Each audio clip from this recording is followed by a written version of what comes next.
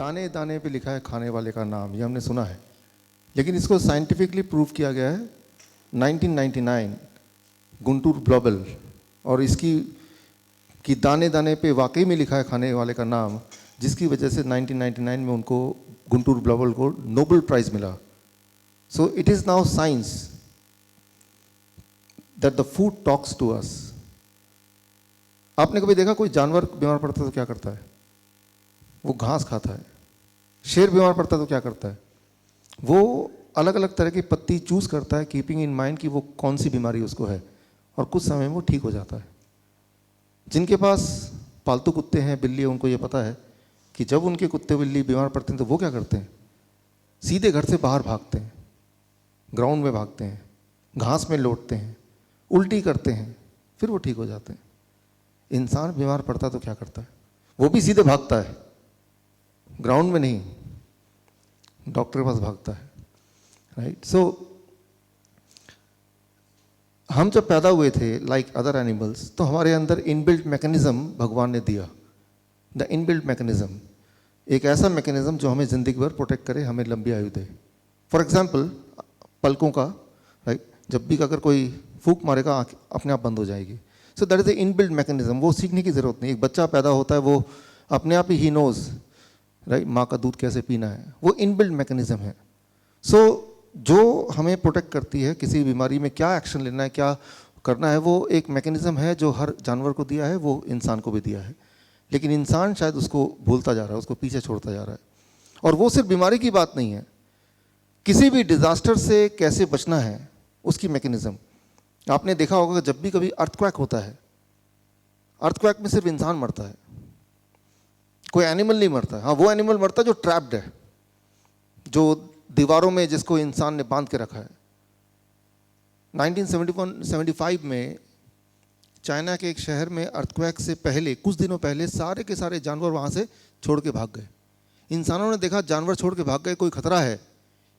1.5 लाख इंसान नो शहर छोड़ दिया, अर्थक्वेक आया, इंसान भी नहीं मरा। It is record in the history. So इसका मतलब यह है कि एनिमल्स को अर्थक्वेक आने से पहले आइडिया हो जाता है कि कुछ आने वाला है, सो दे रन अवे। इसका मतलब हमारे अंदर कोई इनबिल्ट मैकेनिज्म है in every animal, and we are also one of the animal, right? Animals को कभी हार्ट अटैक नहीं होता, ये आपको पता है। लेकिन जिनके पास पेट्स हैं, कई बार ऐसा एक्सपीरियंस हुए हैं कि घर में अगर कोई हार्ट अटैक किसी का होने वाला है तो उसके कुछ घंटे पहले ही वो जो पेट है, वो जो कुत्ता या बिल्ली घर में है, वो अजीब हरकत करने लगता है, वो इंडिकेशन देने लगता है। इनफैक्ट यूएस में ऐसे लोग जो प्रोन हैं हार्ट अटैक के, या ऐसे लोग जिनको सीजर अक्सर आते हैं, तो उनके लिए स्पेशल कुत्ते होते हैं। इंडियन करेंसी में 15 लाख 20 लाख का वो कुत्ता आता है, और उस कुत्ते को कहीं भी ले जाना अलाउड होता है, उसको रेस्टोरेंट में ले जाना अलाउड हो। स्पेशल कुत्ते होते हैं, स्पेशली ट्रेंड होते हैं, और वो कुत्ते सीजर आने से पहले ही, कुछ घंटे पहले ही वार्निंग दे देते हैं कि सीजर आने वाला है। सो that is the inner mechanism. लेकिन वो मैकेनिज्म सारे एनिमल्स में है। अपने आप को बचाव कैसे करें? An extra sense, inner instinct जिसे बोल सकते हैं हम, क्या हमारे पास भी है? श्योरली वो है, because we are also an animal. How to know कि ऐसा है? एक छोटा सा एक्सपेरिमेंट करेंगे टू अंडरस्टैंड दैट, कि हमारे अंदर इंस्टिंक्ट है जो हमें रास्ता दे सकता है। अगर उसको हमने पहचान लिया तो रास्ता, journey called life will be easier. तो उसके लिए छोटा सा experiment, will do it right now.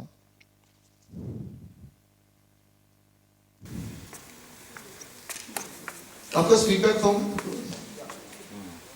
है, उसको हाथ में लीजिए, take it in right hand, अपने दाएं हाथ में लीजिए। उसके उल्टे साइड, जिस साइड पे बना है उसको देखिए, हाथ में दाएं हाथ से पकड़िए उसको देखिए।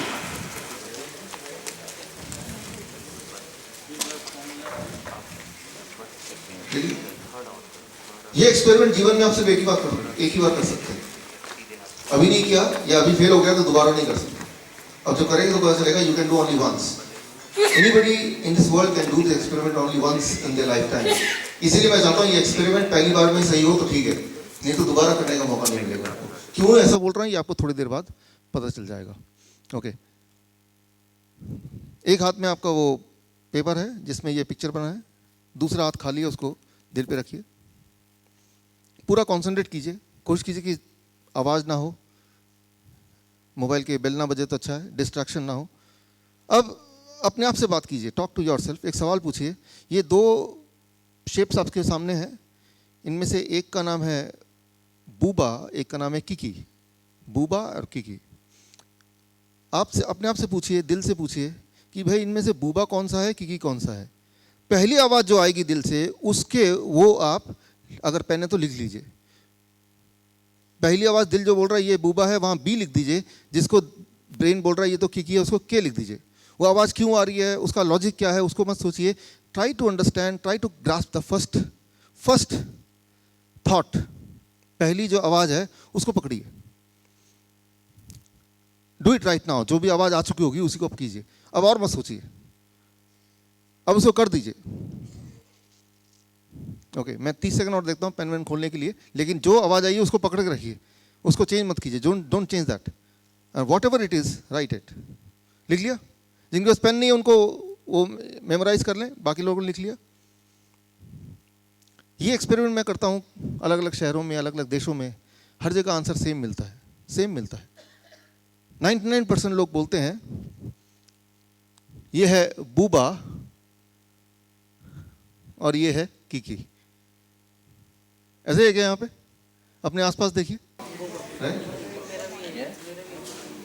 अदला बदली करके देख लीजिए, and then you can see, right. ये एक्सपेरिमेंट आप घर पे नहीं कर सकते 99%। अच्छा, एक और एक्सपेरिमेंट करते हैं, एक और सवाल पूछिए अपने आप से। ये एक तो बूबा है, किकी है, राइट। इनको अगर खाएंगे, ये शेप अगर खाएंगे तो एक मीठा होगा, एक खट्टा होगा। पहली आवाज जो है कि ये मीठा है, उसको एम लिख दीजिए, और दूसरा जो बचा वो खट्टा कीजिए। ओके, कर लिया आपने, एटलीस्ट डिसाइड कर लिया आपने, राइट। अगेन 99% लोग ये आपस में अदला बदली करके देख लीजिएगा, विल से ये बहुत मीठा, ये बहुत खट्टा। देखिए अपने आसपास, लोग कोई लॉजिक नहीं है। There is called inner instinct, हमारे अंदर की वायरिंग। इसको थोड़ा अंडरस्टैंड करते हैं, साइंटिफिक भाषा में थोड़ा समझने की कोशिश करते हैं, what it is all about. हमारे ब्रेन में जब हम पैदा हुए थे, जैसा आपको पता है ऑलरेडी कई सारी प्रोग्रामिंग हुई है, ताकि पैदा होने के बाद आप लंबे समय तक जिए, और रास्ते में जितने सारे अड़चन आए, अगर आए तो नेचुरल डिजास्टर हो सकता है, वो बीमारी हो सकती है, उसमें हमें क्या करना है, वो वाली प्लानिंग, वो वाली प्रोग्रामिंग, वो वाली learning, it is there inside, right, as it in other animal. और उसका कोई लॉजिक नहीं है, लॉजिक होगा तो हमें नहीं पता, बट वो है, और वो बिल्कुल सेम है हर एक के लिए, राइट। सो उसको पहचानने की जरूरत है। इस साइंस को कहते हैं गैस्ट्रोफिजिक्स, राइट, अ न्यू साइंस, गैस्ट्रोफिजिक्स। सो ये देखा गया कि इंसान में नॉर्मली कोई भी चीज जो राउंड टाइप की हो, उसका दिमाग बोलता है मीठा है, it says it is sweet, right. In comparison कोई एंगुलर टाइप का दिमाग बोल रहा है तीखा है, खट्टा है, मीठा नहीं है। लेकिन ये हमारी अंदर की एक इनर एक कम्युनिकेशन है, जिस मान लो हम कम्युनिकेट कर रहे हैं विद द फूड। जब आप कुछ खाते हैं वो सिर्फ जीभ से नहीं खाते, आपको पता ही, आंखों से खाते हैं, स्मेल से खाते हैं, राइट, कानों से भी खाते हैं। जो आपको फील होता है, जैसा भी आपको फील होता है, जो टेस्ट का फील होता है, वो feeling is not just when you eat, when you just think about it. उसका जो शेप है, जैसे ही आपने शेप देखा तो आपके ब्रेन ने डिसाइड कर लिया कि इसका टेस्ट कैसा लगने वाला है, राइट। ये बात बड़ी बड़ी कंपनी ने समझ ली, कैडबरीज ने ये बात समझ ली 2010 में। तो उन्होंने एक बदलाव किया 2010 के बाद जब चॉकलेट बेचने लगे, व्हाट दे डिड, ये ऑक्सफोर्ड जर्नल में आया है 2010 के बाद, 13 के बाद उन्होंने कैडबरीज के एंड्स को गोल कर दिया। पहले एंड्स बिल्कुल वो रेक्टेंगल शार्प था, उसको गोल कर दिया। सो दे न्यू कि गोल से the perception is it is sweeter, it is more tastier, ये ज्यादा मीठा है, ये ज्यादा स्वादिष्ट है। तो मैं ये बोलना चाह रहा हूं कि कुछ ना कुछ अंदर एक प्रोग्रामिंग है हमारे ब्रेन के अंदर, जैसे कि बाकी एनिमल में है, जो वो अक्सर यूज करते हैं अपने बचाव के लिए, राइट, अपने लॉन्ग लाइफ के लिए, अपने आप को प्रोटेक्ट करने के लिए। And the same programming is with us also. और कई बार उस प्रोग्रामिंग के हिसाब से ही हम सारे डिसीजन लेते हैं, but we are not aware of that programming. आज हम उसी को थोड़ा और गहराई से अंडरस्टैंड करेंगे, number one. And number two, understand करने के बाद उसको हम कैसे यूज करें अपनी लाइफ में, अपने जीवन में कैसे यूज करें, स्पेशली अगर हम बीमार पड़ते हैं तो how we can use that understanding about that inner voice, right? The talking food, we keep on talking with the food. The moment we start thinking about the food, we are talking with the food, right? So we'll try to understand that. देखिए, हमारे body billions of sales से बने हैं, और हर cell को के अंदर वो प्रोग्रामिंग है कि वो अपना बचाव कैसे करे। हमारे अंदर देयर आर मेजर ऑर्गन्स, हर ऑर्गन के पास अपनी प्रोग्रामिंग है। There is a programming inside every organ how to protect itself. For example, अगर हम हार्ट की बात करते हैं, जिन लोगों ने मेरा लेक्चर पहले सुना है, हार्ट जब भी उसमें ब्लॉकेज होता है तो देयर इज ए प्रोग्रामिंग कि ब्लॉकेज के बावजूद भी हार्ट जिंदा कैसे रहे, राइट? एक नया ब्लड वेसल के थ्रू ब्लड सप्लाई करके, which is called natural bypass. तो वो नेचुरली हर जानवर में होता है, which is called collateral arteries. उसको कब खोलना है, कैसे खोलना है, all those programming is there in the heart, ताकि हार्ट अपना ख्याल खुद रख सके, so that it can take care of itself. It keeps on talking, right? It keeps on understanding the situation. अच्छा, ऐसे बहुत सारे आपने देखे होंगे तीनों के तीनों आर्टरीज ब्लॉक्ड है, 100% blockage, but the person is fine, right? तो कैसे, how it is happening? क्योंकि हार्ट ने उसी वक्त वो जो अंदर एक प्रोग्रामिंग है, जिसके जब आप पैदा हुए थे, वो जैसे भी बाकी एनिमल्स के साथ है, वो प्रोग्रामिंग के तहत हार्ट को उसने सीखा हुआ है कि मुझे अपने आप को कैसे बचाव करना। सो आपको हार्ट को बचाने की जरूरत नहीं, हार्ट को पहले ही पता है कि कैसे बचना है। आपको उस वक्त उसको सपोर्ट करने की जरूरत है, the kind of support which it expects. For example, आपने देखा when the tiger get ill, मांसाहारी, तो वो पत्ते चुनता है, ये पत्ते लूं कि वो घास खाऊं कि ऐसा करूं। सो टाइगर क्या कर रहा है, वो अपने बॉडी को सपोर्ट करने के लिए उस तरह का न्यूट्रिशन देने की कोशिश कर रहा है। बाकी तो बॉडी ठीक करता है, ये तो यू नो, राइट? सो ठीक तो बॉडी करेगा, वो मैकेनिज्म अंदर है, and the body is doing it already, that's why we are alive. हम जो जिंदा हैं, आप जिंदा हैं, इसका मतलब वो मैकेनिज्म कहीं ना कहीं काम कर रहा है, लेकिन कई बार वो उतना एफिशिएंटली काम नहीं करता। So we are trying to understand that, उसको थोड़ा हम समझने की कोशिश करते हैं। फिर चाहे वो हार्ट की बात करें या फिर चाहे हम हमारे बॉडी का सबसे बड़ा organ, which is the biggest organ, liver. वो आपने सुना है क्या लोग, 2.5 किलो का वो क्या था, हाथ था। देखिए सबको यार 2.5 किलो का हाथ है कि नहीं, I don't know, but 2.5 kilo का एक ऑर्गन है, that is liver, the biggest organ, and that is also known as the second brain. Liver is known as second brain. क्यों? क्योंकि liver अपने decisions बिना brain से पूछ के लेता है अक्सर। तो liver itself is having its own brain. वो decide करता है क्या करना है, what action to be taken. Right? It is about 10 times more heavier than the heart itself. So liver इतना ज़्यादा important role play करता है हमारे body में। 1500 सदी से पहले के अगर आप देखेंगे मेडिकल बुक्स, तो उसमें यही पाया जाता है कि लिवर से ही ब्लड को कंट्रोल करते हैं। अब तो हमें पता है कि हार्ट से करते हैं। So liver is very important, right? So liver keep on talking to the food, right? वो कैसे बात करते हैं, उसकी मैकेनिज्म क्या है, अगर वो अंडरस्टैंड कर लें, सो विल इंस्टेंटली नो, हमें ये पता चल जाएगा कि जब भी हमारे बॉडी में कोई डिस्कम्फर्ट है, आई will not call it disease, मैं अगर डिजीज बोलता हूँ तो एक बड़ा ही भारी भरकम, डिजीज, डिस का मतलब क्या हुआ, डिस्कम्फर्ट, राइट? तो डिस्कम्फर्ट है मतलब बॉडी बोल रहा है कि भाई कुछ ठीक नहीं चल रहा, गड़बड़ है। तो दैट इज द टाइम हमें अपनी लिवर की बात सुननी है, राइट? लिवर की बात भी नहीं सुन रही, लिवर को अपने काम करने देना, उसको इंटरफेयर नहीं करना, ट्राई टू अंडरस्टैंड। लिवर को पता उसको क्या करना है, हार्ट को पता उसको क्या करना है, आपको सिर्फ ये देखना है कि बीच में अड़ंगी नहीं लगानी, let it work the way it want to work. सिर्फ उसकी आवाज को सुन के, जैसे अभी अपने आवाज को सुनी, आपको उसको सपोर्ट करना है, राइट? तो you need not to be highly intellectual, right, to understand. मैं एक छोटा सा एग्जांपल देता हूं आपको अंडरस्टैंड करने के लिए कि हमें बहुत ज्यादा दिमाग लगाने की जरूरत नहीं, बहुत इंटेलेक्ट होने की जरूरत नहीं है। किसी को बॉल कैच करना आता है? Anybody who can catch the ball? आइए आइए, वहीं पे कैच करेंगे, गुड। और किसी को आता है? आप कैच करेंगे तो ये आपका, वंडरफुल। अच्छा, अभी बैठे अभी ने बॉल को कैच किया, राइट? इसका एक बॉल का वेट था, राइट? इसका एक एक्सेलरेशन था, इसकी एक वेलोसिटी थी, राइट? वो फिर आपका एक एंगल था पकड़ने का, आपने देखा वो एक, right, there are many things. जरा इमेजिन कीजिए ऐसा कोई स्कूल, ऐसा कोई फिजिक्स का school, how to catch a ball, 7 साल का कोर्स है, कितनी वेलोसिटी पे आपको कौन सा हाथ कितना एंगल पे रखना है, राइट, और उसमें ब्रीदिंग कितनी कैसे आपको रोकना है उस वक्त, राइट, वो भार को कैसे एस्टिमेट करना है, वो कैलकुलेशन में कौन सा वाला फॉर्मूला लगेगा, ये 7 साल पढ़ाई करेंगे, राइट, क्योंकि ये सारे फैक्टर्स इन्वॉल्व हैं।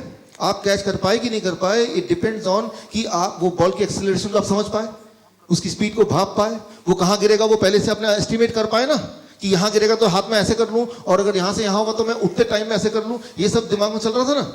लेकिन वो एक कैलकुलेशन तो है, लेकिन ये कैलकुलेशन कैसे करते हैं आपने ये तो किया नहीं कॉपी पेंसिल में। How to catch the ball perfectly, इसका एक स्कूल अगर हो कि जिसमें फॉर्मूला सारा सिखाया जाए कि वेलोसिटी, एक्सेलरेशन और कितना वेट होगा उसको कैसे एस्टिमेट करना है, तो क्या आप बेटर कैच कर पाएंगे, राइट। और 7 साल के बाद तभी आप अलाउड है कि पहली बार बॉल कैच करना अलाउड है, जब आपने ये सारे फॉर्मूले सारे रट लिए, एग्जाम में पास कर दिए। तो मैं ये बोलना चाह रहा हूं, डेफिनेटली जब हमने बॉल कैच किया, it involved all those factors, but that does not mean कि वो सारी कैलकुलेशन आपको एक्चुअली करनी है। वो आपका बॉडी कर रहा है ना, वो आपके सारे सेंसेस कर रहे हैं ना, राइट। आपको आपने क्या किया, अपने सेंसेस की बात को सुना, अंदाजा लगाया, you could do it, isn't it? It is as simple as that. You need not to be highly intellectual. You need not to be the master in physics, right? Only then you are able to catch the ball. In fact, it is the other way around, right? इसका ठीक विपरीत, right? ठीक उसी तरह से कई सारी चीजें बहुत सहज हो सकती हैं। For example, हम जिंदा है, तो हमारा एक ब्लड प्रेशर होगा, जरूर होगा, एक ब्लड शुगर होगा, एक ब्लड कोलेस्ट्रॉल होगा, हमारे बॉडी के सैकड़ों पैरामीटर्स होंगे, जरूर होंगे, तभी हम जिंदा है। और वो पैरामीटर एक पर्टिकुलर रेंज में होंगे तभी हम जिंदा है। लेकिन वो सारे पैरामीटर हमें कैलकुलेट करते करते कि सारे पैरामीटर मैं रोज कैलकुलेट कर रहा हूँ, कितना बढ़ गया, यूरिया कितना घट गया, और यूरिक एसिड कहाँ पे पहुंच गया, कोलेस्ट्रॉल का एचडीएल है, दूसरा कौन सा है एलडीएल का क्या हो गया। सो और वो सारे पैरामीटर को देख रहे हैं, और जो कम है उनमें से उसको ज्यादा कर रहे हैं, जो ज्यादा है उसको कम कर रहे हैं, and now I think that I can be alive, right.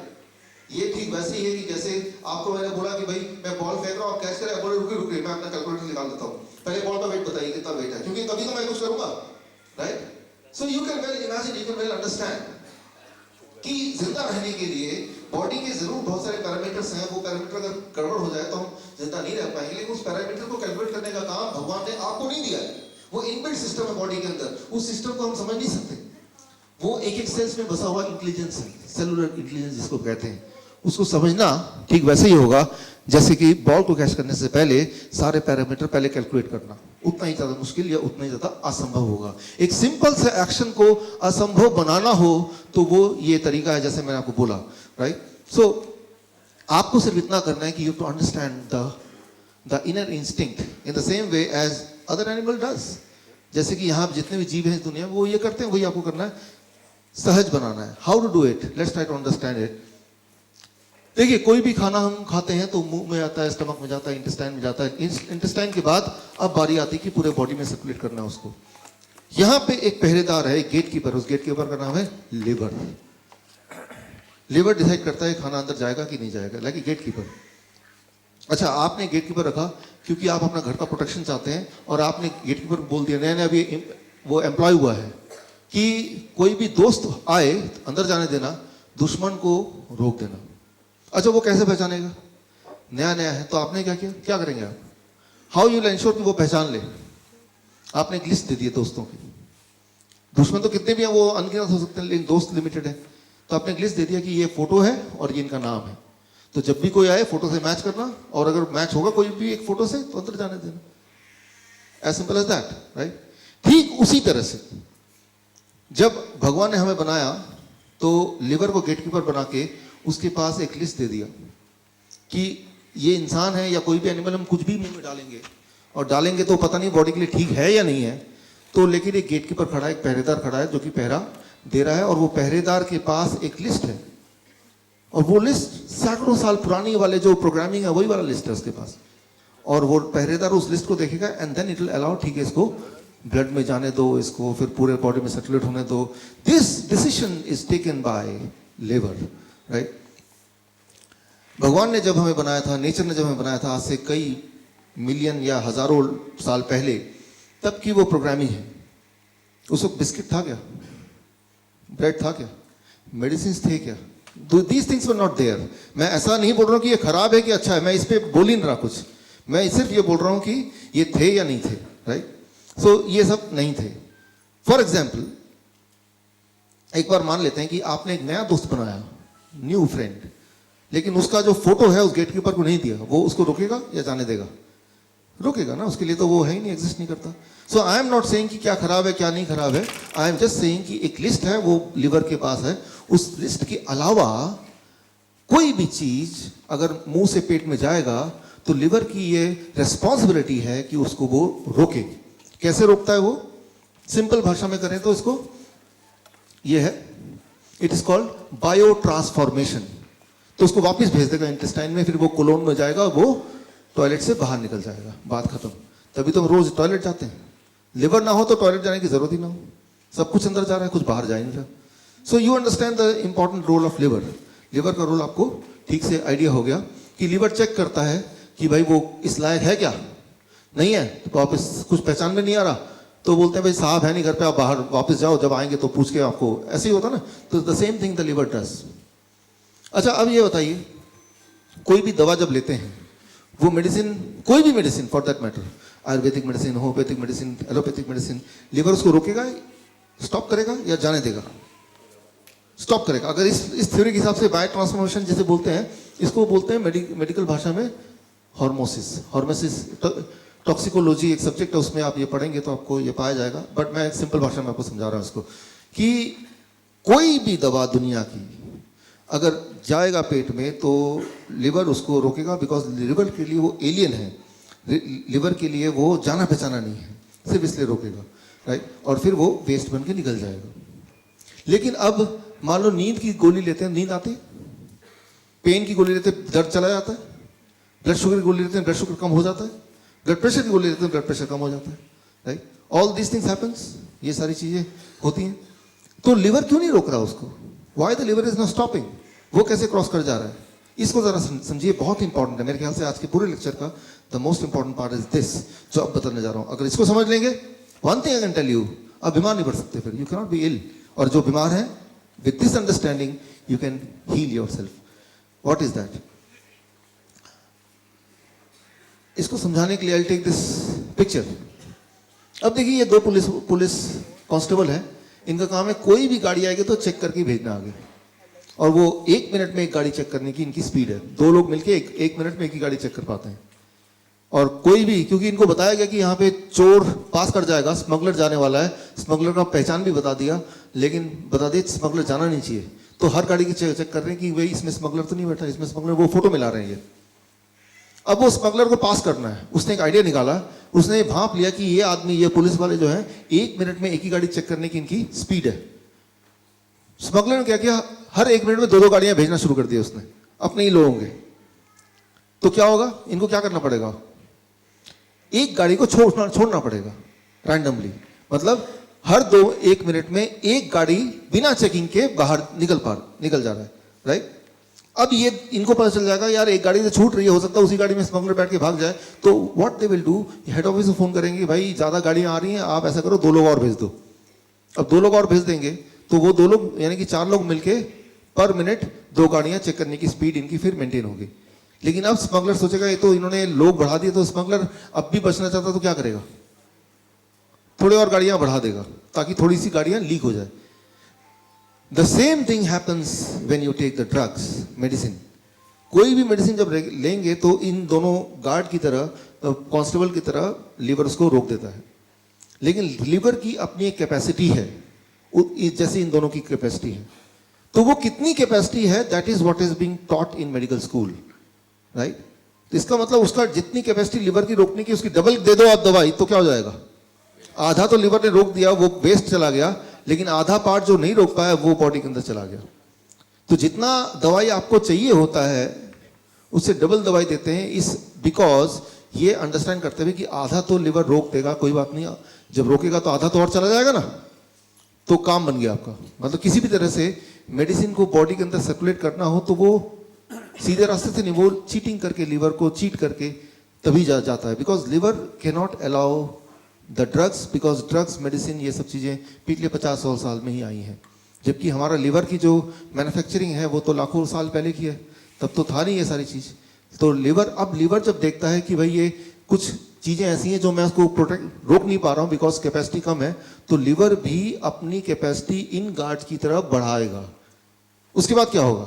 आपने अक्सर देखा होगा कि जो ब्लड शुगर है, ब्लड प्रेशर है की दवाइयाँ हैं, नींद की दवाइयाँ हैं, आप उसको खा रहे हैं लेकिन वो इफेक्टिवली काम नहीं कर रहा है। अब तब वो बोलते हैं डॉक्टर साहब पहले तो नींद आती थी तो, लेकिन अब वो दवा लेने से नींद नहीं आती। डॉक्टर क्या करेगा? वो समझ जाएगा कि लिवर ने अपनी कैपेसिटी बढ़ा दी, तो डॉक्टर क्या करेगा? उस स्मगलर की तरह कैपेसिटी थोड़ी और बढ़ा देगा। ठीक है भाई, ज़्यादा डोज ले लो। ब्लड शुगर के पेशेंट ऐसे तो होता है, टेक सम मोर मेडिसिन, राइट, थोड़ी और मेडिसिन ले लो। थोड़ी और मेडिसिन वो देने लगता है तो दोबारा से बोलता है अब आराम मिल गया, होता है ना ऐसे। तो वो एक चोर पुलिस का खेल चलता जा रहा है। लिवर भी अपना ताकत बढ़ाता जा रहा है और उधर से मेडिसिन भी बढ़ती जा रही है, राइट। लेकिन एक टाइम आएगा जब liver will lose the battle, right. तो तब लिवर जवाब दे देगा। या तो एक टाइम आएगा या फिर एक टाइम ऐसा आएगा जब लिवर ये सोच लेगा कितनी भी ताकत आ जाए, उस लिवर ने एक ऐसा मैकेनिज्म बना लिया, पहचान लिया इस चोर को, चाहे ये कैसे भी हो जाए मैं इसको रोक के रहूंगा।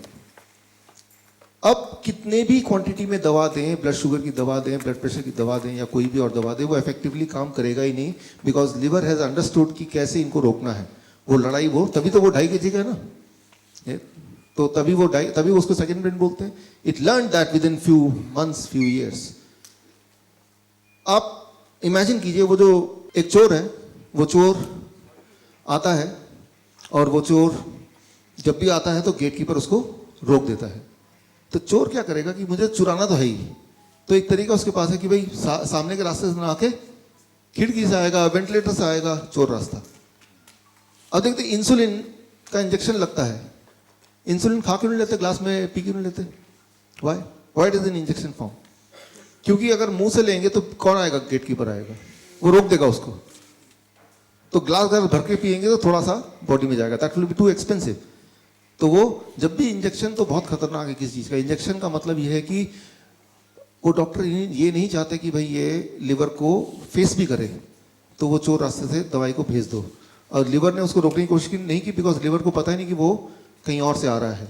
अब वो बॉडी में क्या एक्शन करेगा, कितना उसका साइड इफेक्ट होगा, क्या एडवर्स रिएक्शन होगा, right, adverse drug reaction, ADR, right. So वो फिर भगवान ही जानता, वो तो वक्त ही बताएगा, right. So that is the mechanism why sometimes injection is given and when the drugs are not working, right? So यहाँ पे मैं ये बोलना चाह रहा हूँ कि there is an inner mechanism in the body which helps us, which protects us, right? लेकिन हम उसको बाईपास करने के लिए मेडिसिन की ज़्यादा डोज देते हैं, तो कुछ मेडिसिन लिवर रोक पाता है श्योरली, और बाकी मेडिसिन फिर बॉडी में फ्लो करता है, ब्लड में फ्लो करता है। ब्लड में फ्लो होकर कुछ भी बॉडी के किसी भी ऑर्गन में मेडिसिन को जाना तो it will go through blood circulation. एक इंपॉर्टेंट बात मैं आपको यहां बता दूं, कोई भी मेडिसिन, कोई भी दुनिया का केमिकल, मेडिसिन भी छोड़िए, कोई भी दुनिया का केमिकल जब ब्लड में फ्लो करता है, when it flows in the blood, तो ये देखिए, this called inner layer, this called inner layer, it's called endothelium. Blood vessel का जो इनर लेयर है इसे बोलते हैं एंडोथेलियम लेयर। एंडोथेलियम लेयर क्या होता है? वो खुरदुरा होने लगता है, खुरदुरा, यू अंडरस्टैंड? वो इन्फ्लेम होने लगता है, इन्फ्लेमेशन, घाव होने लगता है। अब जब घाव होता है तो क्या होता है? वो चिपचिपा हो जाएगा। अच्छा, जब चिपचिपा हो जाएगा तो क्या होगा? अब इसी ब्लड में कोलेस्ट्रॉल फ्लो कर रहा है, फैट फ्लो कर रहा है, प्रोटीन फ्लो कर रहा है, ब्रेकडाउन होने के बाद इसमें न्यूट्रिशन फ्लो कर रहा है, मिनरल फ्लो कर रहा है, तो वो क्या होगा? वो चिपचिपा है तो क्या होगा? वो सारे चिपकने लगेंगे। अच्छा, चिपकने से क्या होगा? What will it will convert into what? It will become blockage. अब वो ब्लॉकेज को ले लें और उसको माइक्रोस्कोप के अंदर डालेंगे, देखेंगे इसमें तो कोलेस्ट्रॉल है, तो बोलेंगे देखो cholesterol causes blockage. But do you really think cholesterol causes blockage? जरा सोचिए, घर में आप देखेंगे बाथरूम में पानी लीक कर रहा है, तो पानी लीक कर रहा है, आपने किसी को बुलाया, पानी लीक कर रहा है, बोलेगा ऊपर का पानी का सप्लाई बंद कर दो क्योंकि पानी पानी है, तो राइट। सो पानी लीक कर रहा है तो पानी की गलती नहीं है, कहीं पे लीक होगा तो उसको ठीक करो, राइट। सिमिलरली अगर ब्लॉकेज है तो वो कोलेस्ट्रॉल दिखेगा, उसमें कैल्शियम दिखेगा, उसमें और बहुत सारे फैट देखेंगे, दैट डज नॉट मीन कि उनकी वजह से है। उसका मतलब सिर्फ इतना है कि वो इन्फ्लेमेशन को, घाव को दूर करना है, ना कि कोलेस्ट्रॉल इटसेल्फ को कम करना है। देखिए, अगर मैं छोटी सी बात बोलूं, कोलेस्ट्रॉल, व्हाट इज कोलेस्ट्रॉल? एक अंडा लीजिए, अच्छा अंडे को एक पर्टिकुलर सर्कमस्टेंस में रखते हैं, कुछ दिनों तक उसको घुमाते हैं, एक पर्टिकुलर टेम्परेचर देते हैं, क्या होता है उसके अंदर से एक चिड़िया निकल आती है। अंडे के अंदर चिड़िया निकल गई, ऐसा क्या उसके अंदर कि उसके अंदर एक लाइफ छुपा था, वो लाइफ में कन्वर्ट हो गया। अगर किसी लैब में देंगे तो लैब वाला बताएगा 68% of the energy inside that egg is cholesterol, and rest जो है वो बाकी सारी चीजें, जितनी सारी न्यूट्रिएंट और होते हैं। No cholesterol no life. बल्कि कोलेस्ट्रॉल को एक्स कैटेगरी ड्रग में डाला हुआ है। एक्स कैटेगरी मतलब जो लोग प्रेग्नेंट होना चाहते हैं वो ये ना ले, क्योंकि कोलेस्ट्रॉल कम करेंगे तो जीवन कम हो जाएगा। तो कोलेस्ट्रॉल एक बहुत अच्छी चीज़ है, इनफैक्ट उसके बिना जीवन शुरू नहीं हो सकती थी। हमारे बाल बढ़ते हैं, हमारे नाखून बढ़ते हैं, हमारे ब्लड चेंज होते हैं, हर 3-4 महीने में नए ब्लड आते हैं, स्किन चेंज होता है, उसकी सबकी आउटर लेयर किस चीज़ का बना हुआ है? कोलेस्ट्रॉल। तो उसको कम करने की ज़रूरत नहीं है, वो तो ज़्यादा ही होना चाहिए। लेकिन यहाँ पे ये दिखाएंगे, देखो इसके अंदर कोलेस्ट्रॉल है, इसको हटाओ। कोलेस्ट्रॉल कितना भी हटा लें, वो जब तक चिपचिपाहट रहेगी तब तक ब्लॉकेज रहेगा, राइट? तो अब चिपचिपाहट ना रहे उसके लिए क्या करना पड़ेगा? अब देखिए, हमारे आसपास की सड़क है जो गाड़ियों के लिए बनी है, गाड़ी मतलब कार जिसमें टायर होते हैं, अगर वहां पे टैंक कोई चलाए तो, टैंक, जंग का टैंक, तो क्या होगा उस सड़क में? What will happen? रोड टूट जाएगा, क्योंकि वो जो रोड बना था, वो रोड बनाते वक्त इस बात को नहीं ध्यान दिया गया था कि इस पे टैंक भी चले। टैंक के लिए वो सुटेबल रोड नहीं है, राइट? तो अच्छा, उस रोड को टूटने से बचाने के लिए क्या करना पड़ेगा? सिर्फ एक ही तरीका है कि टैंक को वहां चलने ना दिया जाए। कोई बोले टैंक भी चलेगा और रोड भी ना टूटे, वो हो नहीं सकता, बिकॉज रोड जब बना था तो वो उसमें उसकी जो मजबूती है वो टैंक के हिसाब से नहीं थी। तो सिर्फ एक ही चीज आप कर सकते हैं कि टैंक चलाए ना, और चलाएगा तो वो टैंक कोई चलाएगा तो रोड तो टूटेगा ही टूटेगा। सिमिलरली हमारा जो ब्लड वेसल है, जो इनर सेल इंडोथेलियम लेयर है, इसकी बनावट ऐसी है कि कोई भी केमिकल जब इसमें फ्लो करेगा, कोई भी केमिकल फॉर दैट मैटर, तो वो खुरदरा होगा, चिपचिपाहट हो जाएगी, और वो चिपचिपाहट होगी तो उसको ब्लॉकेज बोलते हैं। वही वाला ब्लॉकेज अगर किडनी में होगा तो इट्स कॉल्ड किडनी फेलियर, वही ब्लॉकेज हार्ट में होगा तो इट्स कॉल्ड हार्ट फेलियर, वही ब्लॉकेज ब्रेन में होगा तो it may cause brain stroke, वही ब्लॉकेज अगर पैनक्रियाज में होगा पैनक्रियाटिस। सो कई सारी चीजों में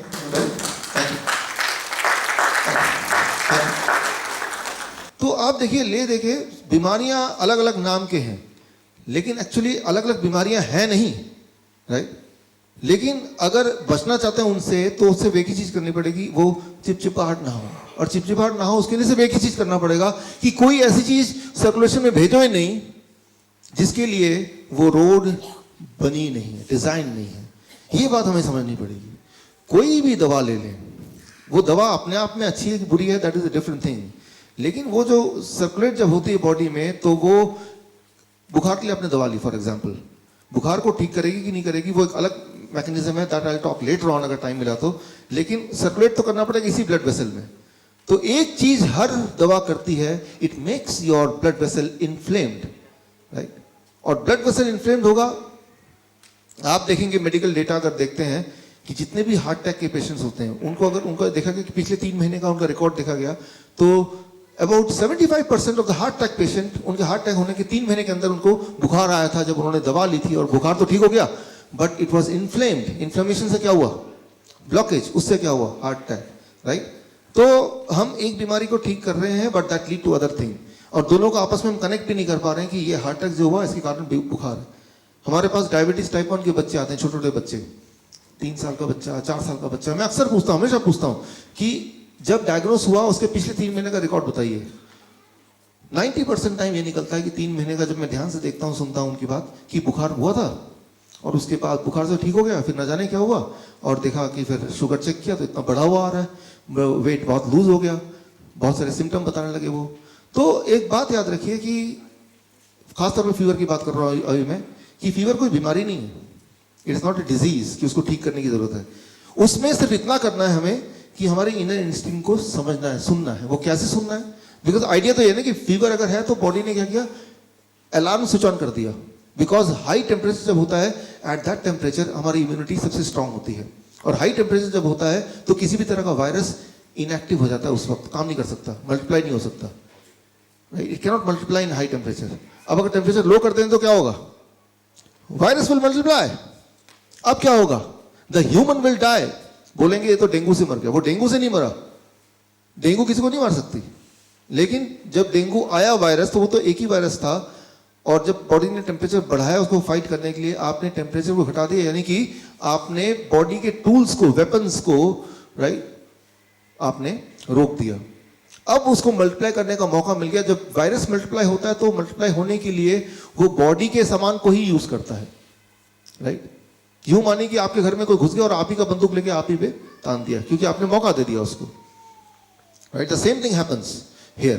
सो द मोमेंट यू थिंक, अच्छा बीमार पड़े तो क्या करें, the moment you think I will take the medicine, prepare, be prepared कि उस मेडिसिन से आप एक नई बीमारी का जन्म देने वाले हैं, राइट। अब सवाल आता है,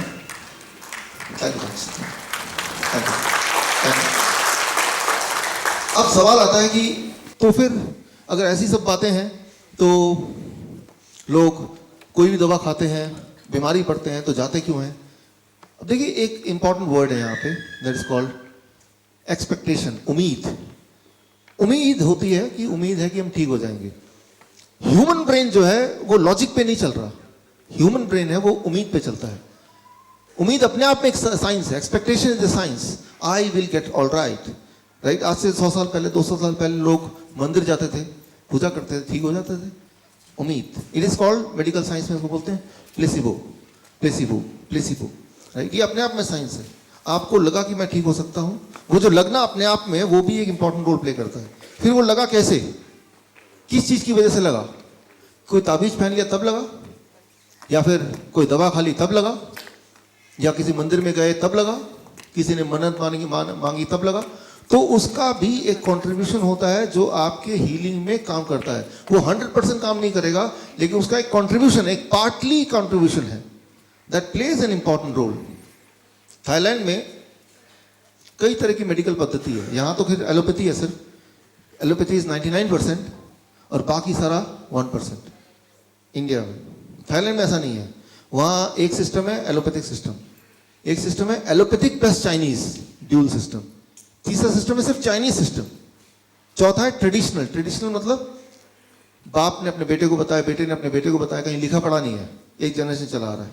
फिर एक सिस्टम है क्वैक, क्वैक मतलब आरएमपी टाइप, जो डॉक्टर नहीं है लेकिन कुछ भी दवा देके, जो जड़ी बूटी देके, कुछ भी देके उसको ठीक कर रहा है।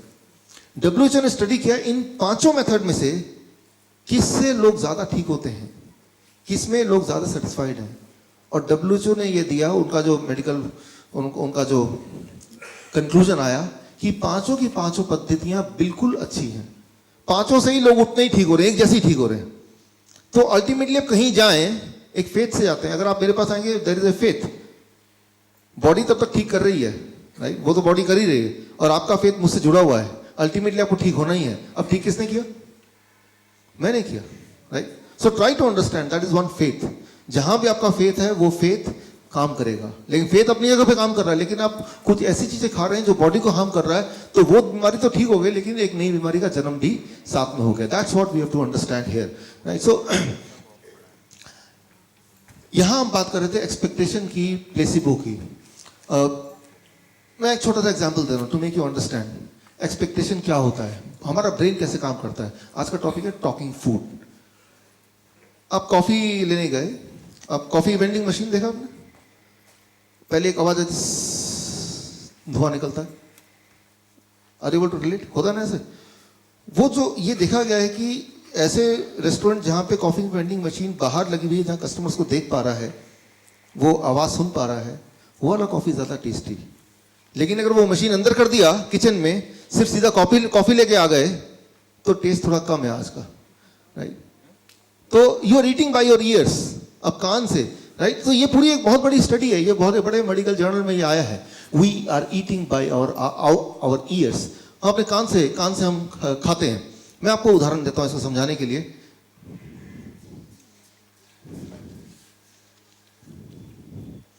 पापड़ है मेरे पास, राइट? ये भी पापड़ है, सेम पापड़ है। ये थोड़ा लचीला है, कौन सा खाना चाहेंगे? कान से खा रहे हैं ऑलरेडी, दोनों की न्यूट्रिशन सेम है। जब इसको जीभ में लेंगे तो केमिकल जो रिएक्शंस होते हैं जिससे टेस्ट आता है वो बिल्कुल सेम है, वो अलग नहीं हुआ, चेंज नहीं हुआ। न्यूट्रिशन चेंज हुआ? नहीं हुआ। केमिकल एक्शन जब इसको चबाएंगे चेंज हुआ? नहीं हुआ। चेंज क्या हुआ? अरे क्या टेस्ट है, मुंह में पानी आ गया। We eat by our ears, हम कान से खाते हैं। Try to understand that.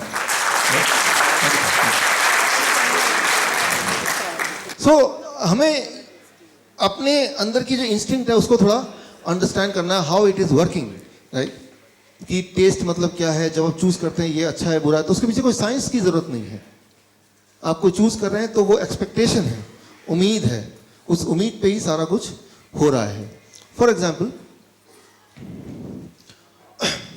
ये एक बहुत बड़ा रिसर्च है, ये बहुत बड़े जर्नल में आया कि जो पोटैटो चिप्स बनाने की कंपनी, उनको पता चल गया कि साउंड जो है वो एक इंपॉर्टेंट रोल प्ले करता है। Sound, right?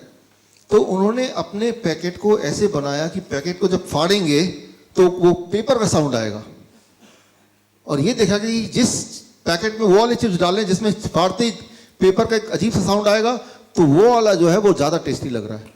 So that is what, कि उनका ध्यान चिप्स पे नहीं है मैन्युफैक्चरर का, कि उसका पैकेट की ऐसी आवाज आनी चाहिए कि एक आवाज। आप एक घर पे जाके एक्सपेरिमेंट करके देखिए आज, राइट? सो अपने बच्चों के साथ करके देखिए। मान लीजिए एक बेकार सा थैला ले लीजिए, उसमें एक अंगूर है, बच्चे को बोलिए ये खाएंगे, इसमें वही अंगूर है, ये खाओगे। अब देखिए उसका क्या इंस्टिंक्ट होता है, राइट? अब आपने बोला नहीं दोनों ही खाना पड़ेगा, एक यहां से एक यहां से, दोनों ले लिया उसने। अब इसको खोला उसने, एक आवाज आई, ब्रेन ने बताया। फिर जब ये खाएगा लगता है कि ये थोड़ा इंपोर्टेड है, दिखने में सेम है सेम ही। अब उससे पूछिए कि दोनों में से कौन सा ज्यादा टेस्टी है, राइट? तो आपको पता है कि उसका जवाब होगा ये ज्यादा टेस्टी है, थोड़ा महंगा लग रहा है ये। तो वो किससे खा रहा है? तो वो किससे खा रहा है? आंख से खा रहा है, कान से खा रहा है, वो छू रहा है, वो खा रहा है, और फाइनली वो खा रहा है। वो तो बहुत बाद में आया, उसने पहले निर्णय कर लिया कि इसका टेस्ट बड़ा अच्छा है, मुझे तो यही चाहिए, राइट? तो जब यहाँ से जाएंगे तो ऐसा ये आप लेके जाइए ताकि आप एक्सपेरिमेंट कर पाएं इसको, राइट? सब लोग एक एक और फिर बताइए भी मुझे व्हाट हैपेंस। सो जब आप सोचते हैं कि ये चीज़ टेस्टी है या ये चीज़ टेस्टी नहीं है, तो ये मत समझिए कि उसका टेस्ट है तभी वो टेस्टी है। That itself is an experience, जिसमें आपकी आंखों का, आपकी सोच का, आपकी कानों का, आपके बैकग्राउंड का, there are many thing which is contributing. अच्छा, एक एक्सपेरिमेंट कीजिए। आप कभी हॉस्पिटल जाते हैं मिलने के लिए किसी पेशेंट से? जब हॉस्पिटल जाएंगे ना तो उनको खाना दीजिए, भाई साहब आपके लिए खाना लाए लाल प्लेट में, खाएगा वो?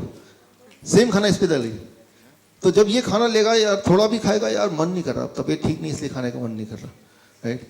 जस्ट इमेजिन कीजिए हॉस्पिटल में लाल प्लेट। एक हॉस्पिटल में एक्सपेरिमेंट किया था अपने खाने के बजट को घटाने के लिए, कि पेशेंट को लाल प्लेट में खाना देने लगते थे, और ऑब्वियसली लाल प्लेट में हॉस्पिटल में पेशेंट बोलता खाने का मन ही नहीं कर रहा, right? So try to understand, आप खाना जीभ से नहीं खा रहे हैं, राइट? क्या खाना चाहते हैं वो इंपॉर्टेंट नहीं है, आप इस वक्त आंखों से खाना खा रहे हैं, राइट? सो जो हम जितनी हम समझते हैं, जो हमारी समझ है हमारे बारे में, उससे भी गहरी कई सारी बातें हैं। वो ये कि हमारे बॉडी के एक एक cells, each one of the cell of the body itself is having its own intelligence, right? And वो सारे इंटेलिजेंस जोड़ के दैट इज वी आर। और इसमें जब हम कोई केमिकल बॉडी में डालते हैं तो we interfere with the total intelligence जो कि आपस में एक हार्मनी में था, राइट? उस हार्मनी को हम बिगाड़ते हैं। मान लीजिए यहाँ पे बहुत सारे म्यूजिकल इंस्ट्रूमेंट रखे हैं, तबला रखा है, ड्रम रखा है, वो सब रखें और सब बजाते हैं in harmony, that's called music. लेकिन अगर एक अपने मन से बजा रहा है, एक अपने मन से बजा रहा है, तो तब भी सब बजा रहे हैं, तब भी वही म्यूजिक सिस्टम है, तब भी वही लोग हैं, but that will called be as noise. उसे क्या बोलेंगे? नॉइज बोलेंगे। सिमिलरली मान लो आपको ब्लड प्रेशर है, गोली जब ब्लड प्रेशर का लेते हैं तो वो इट इज लाइक कि वो गिटार वाले को बोल रहा है तू जोर से बजा, ये नहीं देख रहा कि वो क्या बजा। आपस की सिंक्रनी वो नहीं है, क्योंकि जब भी कोई दवा लेते हैं तो वो किसी एक ऑर्गन पे काम करता है, ओवरऑल नहीं काम करता वो। और जब भी कभी कोई एक दवाई किसी भी ऑर्गन पे काम करेगी तो that will create a noise. वो ऑर्केस्ट्रा नहीं होगा, वो म्यूजिक नहीं होगा, उसको कहेंगे नॉइज। सो वो बैलेंस बिगड़ जाएगा, right? So we have to see. Need to understand, बीमार तो है, चलो ठीक है, लेकिन बीमार रहने का ये मतलब नहीं कि हम बैलेंस बिगाड़ के और ज़्यादा बीमार पड़ जाएं, राइट? सो बीमार हैं, आई अंडरस्टैंड, उस वक्त हम थोड़ा डेस्परेट हो जाए, ठीक कैसे करें? फिर वो एक्सपेक्टेशन वाली बात, उम्मीद वाली बात, और जो उम्मीद है, अच्छा ये देखिए कि मैंने आपको एग्जाम्पल दिखाया कि दोनों एक टेस्ट के हैं, क्या कोई लॉजिक है उसमें? पापड़ जो कड़क से आवाज आएगी तो वो ज़्यादा टेस्टी, कोई लॉजिक है उसमें? उसमें कोई साइंस है? कोई साइंस नहीं है। उम्मीद, एक्चुअली ह्यूमन ब्रेन जो है वो साइंस पे चलता ही नहीं है। ह्यूमन ब्रेन जो है लॉजिक पे चलता ही नहीं है, वो चलता है एक्सपेक्टेशन पे, वो चलता है जैसे हम बोलेंगे नॉर्मल भाषा में भेड़ चाल। जो चीज़ बार बार होती जा रही, जो चीज़ हमारा दिमाग, आंखें, नाक, कान उसको देख रहे हैं, एक्सपीरियंस कर रहे हैं, तो वही उसका अल्टीमेट ट्रुथ है, उसी को वो ठीक मानता है, उसी को एक्सपेक्ट करता है कि यही होना चाहिए। उससे अलग कभी कुछ होगा तो बोलेगा ये खराब है। जब भी आप डिसाइड करते हैं ये ठीक है, ये खराब है, तो जो चीज़ एक्चुअली आपके लिए ठीक है उसे आप शायद मना ही कर दें। इट डिपेंड्स कि आपका पास्ट में जो एक्सपीरियंसेस हैं उसका कलेक्शन क्या है। मैं आपको एक उदाहरण देता हूँ। अभी हम जा रहे थे यहाँ पे चंडीगढ़ के रोड में एक ढाबा है ना, क्या नाम है उसका? हाँ, गुलशन है, आप जाते हैं लगता है। हाँ, गुलशन के बाद एक और ढाबा है, हाँ, सुखदेव ढाबा, राइट?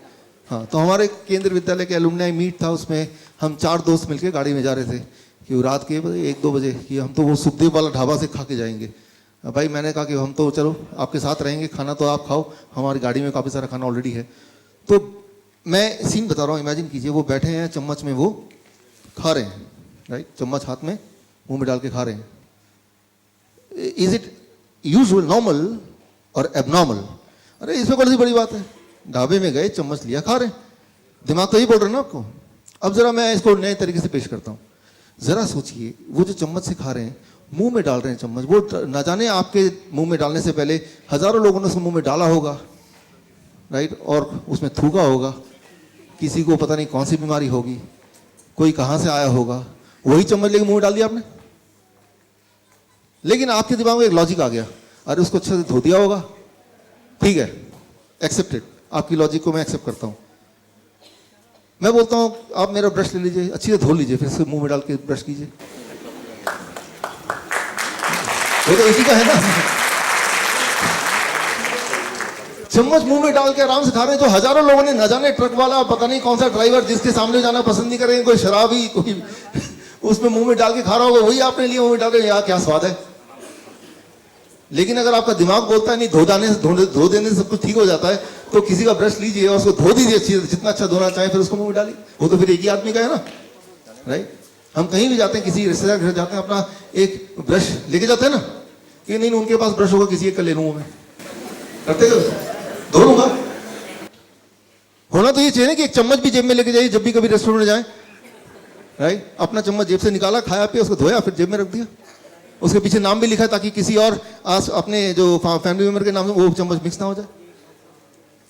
बोलना मैं सिर्फ यही, मैं ये नहीं बोलना चाह रहा हूँ चम्मच से खाना चाहिए कि नहीं खाना चाहिए, दैट्स नॉट द पॉइंट। मैं सिर्फ ये बोलना चाह रहा हूँ जो भी आप एक्शन करते हैं, that action is not a science. उसमें कोई लॉजिक नहीं है, उसमें कोई रीजनिंग नहीं है, वो बस है। और वो क्यों है? क्योंकि ऐसा चलता आया है। तो ऐसा चलता है, जो चीज चलती आती है उसको हम सोचते हैं कि ये ठीक ही है। कैसे हम डिसाइड करते हैं इज इट, ये ठीक है कि नहीं है? सिर्फ एक ही चीज हम देखते हैं, क्या ये चलता आया है ऑलरेडी?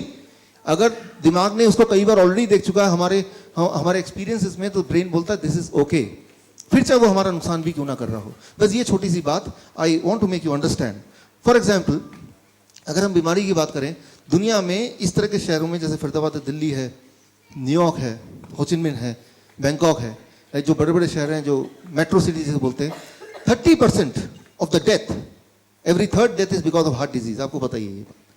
पहला सबसे बड़ा कारण इस तरह के शहर में मरने का है वो heart disease, you know that. Second सबसे बड़ा कारण मरने का है वो है कैंसर। हर 10 में से 2 death, 20% death is because of cancer, ये भी आपको पता है। तीसरा सबसे बड़ा कारण है मरने का, दैट इज कॉल्ड एट्रोजेनेसिस।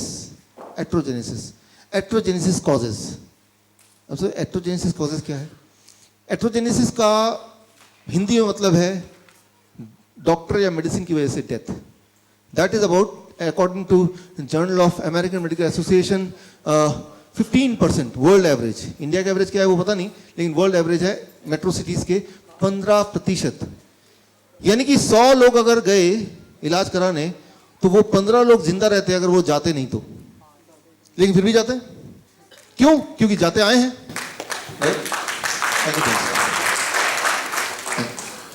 क्योंकि जाते आए हैं। ये तो आंकड़े दिखा रहे हैं, ये मेरे आंकड़े है नहीं, जर्नल ऑफ अमेरिकन मेडिकल। अच्छा, इसको और मैं रोबोस्ट करता हूँ। सारी जो सिस्टम चलते हैं मेडिकल की दुनिया में, जो अच्छे महंगे सिस्टम, जो ज़्यादा इफेक्टिव सिस्टम है, वो अमेरिका से आते हैं, एलोपैथिक सिस्टम। अमेरिका का हेल्थ आप देखें, अमेरिका दुनिया में सबसे ज़्यादा खर्च करता है हेल्थ पे, अपने सिटीजन पे। That you all know, that highest amount of money any country spends on their citizen is America on health. लेकिन अमेरिका की सिटीजन्स की हेल्थ का इंडेक्स अगर हम देखें, अगर हम WHO के उसमें देखें, इट इज रॉक बॉटम। मतलब 70% of American at any point of time they are severely ill, severely obese, right. इसको और थोड़ा इलैबोरेट करता हूं मैं कि 1962 में यूएस में ओबेसिटी था 13%, डायबिटीज था 2.5%, हाइपरटेंशन था जितना भी था, लेकिन हाइपरटेंशन अब देखें 30% इंक्रीज हो गया, डायबिटीज 6.9% हो गया, ओबेसिटी 34% हो गया। अच्छा, एक इंपॉर्टेंट बात यह है कि अगर एडवांसमेंट हो रहा है, ज़्यादा हॉस्पिटल्स आ रहे हैं, टेक्नोलॉजी अच्छी हो रही है, तो बीमारियां क्यों बढ़ रही हैं? वो तो घटनी चाहिए ना। People should be healthy. तो ये है लॉजिक। लॉजिक से मैंने समझाया, लेकिन अब अगर आप बीमार पड़ेंगे तो क्या करेंगे? ब्रेन लॉजिक को बाईपास कर देगा उसी वक्त। ब्रेन बोले छोड़ो लॉजिक, कोई मतलब नहीं है, आप देखो पहले क्या हो रहा था, and brain will follow that, right. So वो आपकी गलती नहीं है, हमारे बॉडी की बनावट, that is how the brain behaves, right. Brain behaves whenever some action, जब भी आपको कोई एक्शन लेना है, तो एक्शन लेते वक्त ब्रेन ये नहीं देखता कि लॉजिक क्या है, साइंस क्या है, किसमें हम ठीक हो सकते हैं, किसमें हमारी भलाई है। ब्रेन सिर्फ ये देखता है कि पहले क्या हो रहा है, पहले तो वो बताओ, पहले क्या करते थे आप ये बताओ, कल तक क्या करते थे। चांसेस ये हैं कि जो भी आप कल तक करते थे, जो भी आप देखते आए हैं, चांसेस ये हैं कि चाहे उससे नुकसान हो रहा हो या फायदा हो रहा हो, you will still do that, right. That is how our brain is programmed and that is what you have to understand. अच्छा, ऐसे में हम करें क्या? तो ये तो सारी सिचुएशन है, राइट। तो इस सिचुएशन को ध्यान रखते हुए what we have to do, so आज उस पर बात कर रहे हैं कि what we have to do. यहाँ से जब घर जाएं तो इस नॉलेज को अंडरस्टैंड करते हुए इसको हम प्रैक्टिकली अपने जीवन में, अपने प्रॉब्लम्स को सॉल्व करने के लिए how we can use it, right. So उस पर हम फोकस करेंगे। अभी तक मैंने समझाया कि चल क्या रहा है, हमारा दिमाग कैसे बना है, हमारी चॉइसेस कैसे बनी है, मेडिसिन कैसे काम करता है, लीवर क्या करता है। अब मैं बताने जा रहा हूँ कि हमें क्या करना है once you go back home. Once you go back home from today what you have to do. ये 4 अक्टूबर को ये बुक लॉन्च हुई वियतनाम में। ये है दुनिया की सबसे बड़ी study on nutrition and human health. Nutrition and human health के बीच का जो कनेक्शन है, उस कनेक्शन पे दुनिया की सबसे बड़ी study, that is called China study. हमारे एजुकेटर्स को पता है, डायबिटीज एजुकेटर हैं यहाँ पे कुछ, या थैंक यू। तो ये आपने हमारे कई सारे ट्रेनिंग प्रोग्राम में नाम सुना होगा, China study, the biggest ever study on human nutrition and the disease connection, right. तो और वो 2005 में बुक लॉन्च हुई चाइना स्टडी के नाम पे। Chinese health department, Oxford University of UK and Cornell University of US, इन तीनों ने मिलकर 20 साल तक स्टडी किया पूरे दुनिया के हेल्थ का और न्यूट्रिशन का जो संबंध है उसको समझने के लिए, और उसको एक नाम दिया चाइना स्टडी, और 2005 में बुक लॉन्च किया। और उसका वियतनामीज एडिशन 2017 में 4 अक्टूबर को लॉन्च हुआ, राइट। वो ये है। सो ये लॉन्च होने से कुछ महीने पहले चाइना स्टडी के पब्लिशर ने मुझे मौका दिया, मुझे कॉन्टैक्ट किया कि जब वियतनामीज भाषा में लॉन्च होगा तो इसमें जो फॉरवर्ड है वो आपको लिखना है। तो इसमें जो वियतनामीज भाषा में लॉन्च हुआ, तो द फॉरवर्ड, राइट, आपको मेरा नाम नहीं दिखेगा दूर से, forward, I wrote the forward for the Vietnamese language. Thank you. और अभी हिंदी भाषा में शायद जुलाई अगस्त तक आ जाए, तो उसमें भी फॉरवर्ड मैंने लिख के दिया है चाइना स्टडी के पब्लिशर को, राइट। सो द बिगेस्ट, दुनिया की सबसे बड़ी स्टडी न्यूट्रिशन एंड डिजीज पे। तो मैं इस सब्जेक्ट पे पिछले 10 साल से ऑलरेडी काम कर रहा हूँ, राइट। ये इनके जो साइंटिस्ट है टी कोलिन कैम्बल, इनसे जुड़ा हुआ हूँ। सो यहाँ से मैं कुछ क्लू ले रहा हूँ कि यहाँ से घर जाके क्या करें, राइट। बहुत सारी चीज़ें जो हमारे एजुकेटर ऑलरेडी उनको पता ही है, लेकिन आज कुछ नई चीज़ें, इसको सिंप्लीफाई करने के लिए मैं आपको एग्जाम्पल दे रहा हूँ। इमेजिन कीजिए कि आज एक नया मेडिसिन, एक नई मेडिसिन का लॉन्चिंग होता है। ये गैदरिंग है, ये प्रेस कॉन्फ्रेंस है यहाँ पे, और आज अनाउंसमेंट होता है कि एक नया मेडिसिन आ गया। इमेजिन कीजिए थोड़ी देर के लिए, राइट। और उस मेडिसिन की खूबी बता रहा हूँ। मान लीजिए मैं मार्केटिंग एजेंट हूँ एक उस मेडिसिन कंपनी से, और मैं आता हूँ, भाई मैं आता हूँ यहाँ से, आप सबका स्वागत है कि आप यहाँ पे आए, और आपको जान के खुशी होगी कि आज हम एक बहुत ही बड़ी उपलब्धि को हासिल किया, क्योंकि आज हम एक नया मेडिसिन लॉन्च करने जा रहे हैं। उस मेडिसिन को लॉन्च करने से पहले मैं उसकी खूबियों से आपको मिलाता हूं। उसकी क्वालिटी है कि 95% तक के कैंसर के रोग वो ठीक कर सकता है। उसकी दूसरी क्वालिटी है कि वो प्रिवेंट कर सकता है हार्ट अटैक, ब्रेन स्ट्रोक को, और इवन हार्ट डिजीज को वो रिवर्स कर सकता है, यानी कि ठीक कर सकता है। अगर वो डायबिटीज को पूरी तरह ठीक कर सकता है। उस मेडिसिन का डब्बा आप यहाँ पे देख रहे हैं, उसका नाम है WFPB, शॉर्ट फॉर्म में वो मेडिसिन, राइट। अच्छा, तो आप पूछेंगे कोई साइड इफेक्ट तो नहीं है? इतनी सारी खूबियां हैं। हाँ, साइड इफेक्ट भी है, उसके बारे में बताता हूँ मैं आपको। यूं मानिए मैं आपको इन्फ्लुएंस कर रहा हूँ, मैं आपको बेचना चाहता हूँ मेडिसिन आपको, राइट।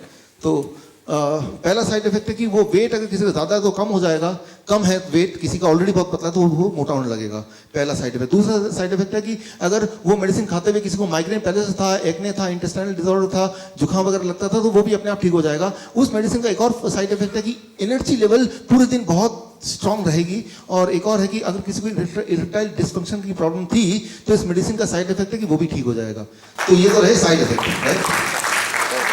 अब आपको डिसाइड करना है, मान लीजिए आप जेन्युइनली चाहते हैं कि ये मेडिसिन मैं लूं कि नहीं लूं, तो डिसाइड करते वक्त आप कुछ फैक्टर्स दिमाग में रखते हैं कि तभी जैसे आप ट्रीटमेंट लेने जाते हैं कि मैं इधर जाऊं कि उधर जाऊं, इस हॉस्पिटल जाऊं कि उस हॉस्पिटल, इस डॉक्टर के पास जाऊं कि उस डॉक्टर के पास, तो दिमाग में कुछ फैक्टर्स आते हैं जिसकी बेसिस पे आप डिसाइड करते हैं which medicine, which treatment should I take. तो वो कौन कौन से फैक्टर्स हैं? आप मुझसे मान लीजिए पूछ रहे हैं, चलो ये सब तो ठीक है, लेकिन मुझे ये खरीदना ही नहीं खरीद रहा हूं, उसके लिए कुछ फैक्टर्स हैं। Criteria to decide which treatment to choose. जब भी आप कोई ट्रीटमेंट चूज करते हैं, जब भी आप मेडिसिन चूज करते हैं या ये मेडिसिन भी चूज करेंगे, तो पहला 3 चीजों पे आप सवाल पूछेंगे। कितनी जल्दी ठीक कर सकता है ये? आपने बोला कैंसर ठीक कर देगा, लेकिन कितनी जल्दी? अगर बोलेंगे 20 साल में ठीक कर देगा, उससे पहले तो पेशेंट ही मर जाएगा। तो सबसे इंपॉर्टेंट बात, जब भी कोई ट्रीटमेंट आप लेते हैं तो पहला होता है दिमाग कि हाउ क्विकली।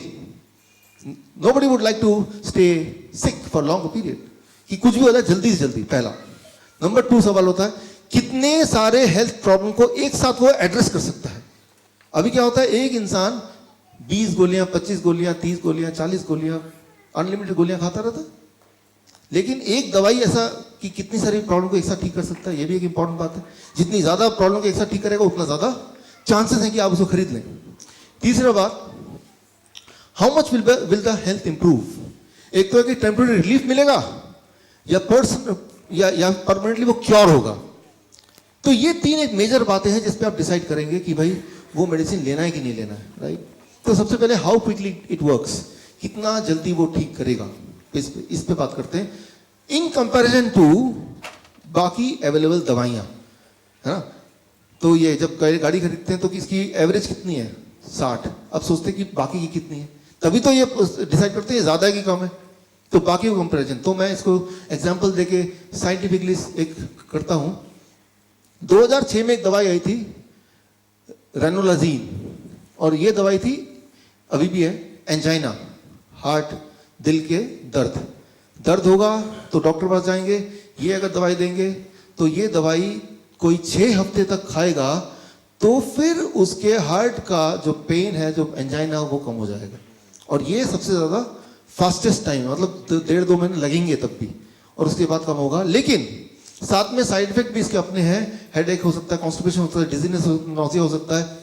उसके मुकाबले मेरी जो दवाई है, जो मैं भी लॉन्च करने वाला हूं, वो 1 से 2 हफ्ते के अंदर ही वो एंजाइना को गायब कर देगा, पहली बात। दूसरी बात, इसका कोई साइड इफेक्ट नहीं है, राइट। तो क्लियरली, और साइड इफेक्ट है तो वो पॉजिटिव वाले हैं, तो क्लियरली इसमें तो मैं पास हो गया कि ये ज्यादा इफेक्टिव है, ज्यादा क्विक है, राइट। अब आता है कितने सारे हेल्थ की बीमारियों को एक साथ ही एड्रेस कर सकता है। कैंसर को 9 महीने में ठीक कर देगा, हार्ट डिजीज को 1 से 3 महीने में, ओबेसिटी को 1 महीने में, ब्लड प्रेशर को 7 दिन में कंट्रोल कर देगा, ब्लड शुगर को 3 दिन में कंट्रोल कर देगा, राइट। तो ये काफी प्रॉमिसिंग लग रहा है, राइट। और ये सब मैं नहीं बोल रहा हूं कि मैं बोल रहा हूं, ये ऑलरेडी साइंटिफिकली प्रूवन है। अच्छा, किसने प्रूव किया? उसका नाम मैं आपको बता दूं, डीन ऑर्निस। अच्छा, डीन ऑर्निस कौन था? जब बिल क्लिंटन प्रेसिडेंट थे तो डीन ऑर्निस उनके डॉक्टर थे। जब ओबामा प्रेसिडेंट थे तो व्हाइट हाउस के डॉक्टर डीन ऑर्निस थे। अब भी व्हाइट हाउस के डॉक्टर डीन ऑर्निस हैं। डीन ऑर्निस हैं जो हाई प्रोफाइल लोगों का और अपॉइंटेड डॉक्टर हैं यूएस के पार्लियामेंट में, राइट। वहां के ऑफिशियल डॉक्टर हैं डीन ऑर्निस। और उन्होंने प्रूव किया, क्योंकि वो इस पैनल में ऑलरेडी हैं, राइट, कि anybody who adopt this medicine, तो ये वाकई में होता है। और ये जर्नल में छपा भी, राइट, द लैंसेट 1990, ये छपा भी, और सिर्फ हार्ट डिजीज नहीं, बाकी चीजें भी छपी, मैं तो सिर्फ एक एग्जांपल दे रहा हूं बिकॉज समय थोड़ा लिमिटेड है, राइट। सो फर्क सिर्फ इतना है कि ये जो मैं बता रहा हूं WFPB, ये कोई दवाई नहीं है, ये एक फूड पैटर्न है कि कोई भी फूड इस तरह से खाएगा तो इतने दिनों में ये सारी उपलब्धियां उसको मिल सकती हैं। और ये चीजें ऑलरेडी प्रूवन है by many times, and one of the person who proved it is Dean Ornish. कई सारे साइंटिस्ट ने प्रूव किया, चाइना स्टडी की इतनी मोटी किताब है, उसके अंदर पूरे रिसर्च भरे हुए हैं जो ये साबित करता है कि इस तरह से अगर फूड आप खाते हैं, चूज करते हैं, मैंने आपको choice, how we choose a food वो बताया, सुन के, देख के, सोच के, लेकिन चॉइसेस को थोड़ा अगर चेंज करेंगे तो ये सारी बीमारियां इतने दिनों में प्रॉमिसिंग तरीके से, प्रॉमिसिंग मतलब बिना साइड इफेक्ट के, उल्टा कुछ अच्छे साइड इफेक्ट के साथ बिल्कुल क्योर हो जाएगा, और वो साइंटिफिक है। अच्छा, तो अब ये बात आती है कि अगर ये इतना प्रॉमिसिंग है, इतना साइंटिफिक है, ऑलरेडी प्रूवन है, और साइंस में भी है, बुक में भी है, इवन यूएस में लीगल भी है ये, मतलब इंश्योरेंस भी मिलता है इसके अगेंस्ट। कोई बोलेगा कि मुझे ये वाली मेडिसिन खरीदनी है, मतलब ये वाले पैटर्न से मुझे अपने को ठीक करना है, तो उसके लिए भी इंश्योरेंस का वो हकदार है, यूएस में ऑफिशियल है। तो वो अभी कुछ समय पहले हुआ है बस, लेकिन अब है। अगर ये वाकई में इतना इफेक्टिव है तो ये फैला क्यों नहीं? Why it is not spread? Government इसके बारे में बताती क्यों नहीं? हमें पता क्यों नहीं है? देखिए, किसी चीज का सच्चा होना या अच्छा होना या साइंटिफिक होना इज नॉट द क्वालिफिकेशन कि वो लोग अडॉप्ट कर लें। मैं आपको उदाहरण दे रहा हूं, आप एक एग्जाम्पल दे रहा हूं to make you understand. Copernicus आप जानते हैं, जिन्होंने पहली बार बोला था कि अर्थ के चारों तरफ सन नहीं घूमती, सन के चारों तरफ अर्थ घूमती है, और इस बोलने की वजह से उनको बॉयकॉट कर दिया गया था, उनको पब्लिकली रिडिकुल किया गया था, उनकी बुक को छपने से रोक दिया गया था। जिस दिन वो मरे थे बस उसी दिन उनकी बुक छप के आई, उनके हाथ में आई, and that was the last day of his life, right. तो उन्होंने ट्रुथ बोला, साइंटिफिक रूप से वैलिडेट किया, लेकिन लोगों ने उसको नहीं माना। तो क्योंकि एक ट्रेंड दिमाग में चला आ रहा था सालों साल से, हजारों साल से, कि अर्थ सेंटर है और सन उसके इर्द गिर्द घूमता है। तो एक जो पहले से चला आ रहा है उसको बदलना सिर्फ लॉजिक से नहीं बदलेगा, राइट, ट्रुथ से नहीं बदलेगा, it will take some time, right, तभी लोग अडॉप्ट करते हैं। तो वो हमने हिस्ट्री में भी देखा है, लेकिन कुछ लोग ऐसे हैं जो इन्फ्लुएंस नहीं होते पुराने एक्सपीरियंस से, जो साइंस को एकदम लेके अडॉप्ट कर लेते हैं, आप और हमारी तरह कुछ लोग, राइट। बाकी लोग फिर धीरे धीरे धीरे धीरे उसको अडॉप्ट करते हैं। तो ठीक इसी तरह से यहां पे मैं ये बताना चाह रहा हूं कि एक इस तरह का पैटर्न है जिसे WFPB बोलते हैं, and that can really do this, और हर बार हर एक के लिए, राइट। तो अब एक्चुअली ये क्या है और हमें क्या करना है उस पर हम आते हैं।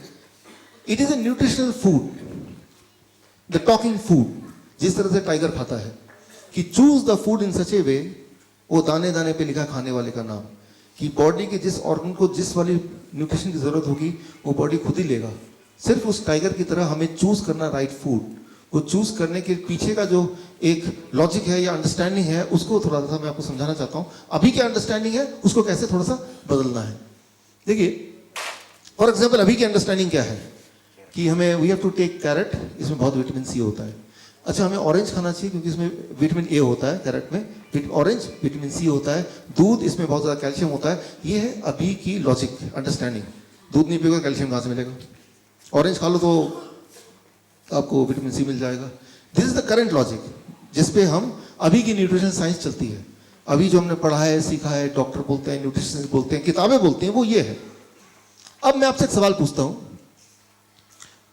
2 टाइम आप खाना खाते हैं, मान लो एक इंसान 2 बार खाना खाता है। पहला मील उसमें विटामिन सी 100 mg है, दूसरा मील खाता है उसमें विटामिन सी 500 mg है।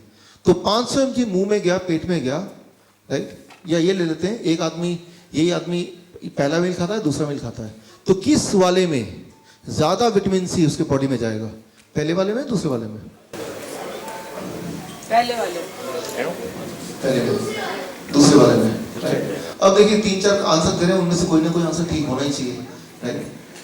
कुछ लोगों को पता है कि यहाँ पे हर चीज का एक उल्टा ही आंसर निकल रहा है, तो उल्टा ही बता दिया कि सीधा तो हो नहीं सकता, जरूर इसमें उल्टा होगा, तो पहले ही वही बता दो। अब समझिए इसको, जब हम कोई भी चीज खाते हैं वो इंटेस्टाइन में जाता है, मैंने आपको बताया था। Now the liver which is the brain, वो डिसाइड करता है कि कितना न्यूट्रिशन की बॉडी को एक्चुअल में जरूरत है, राइट। तो ये भी हो सकता है कि 500 mg पेट में गया और उसमें एक भी mg बॉडी के अंदर गया ही नहीं, डिपेंडिंग ऑन कि उसकी जरूरत बॉडी को है कि नहीं। That is our gate keeper डिसाइड करता है।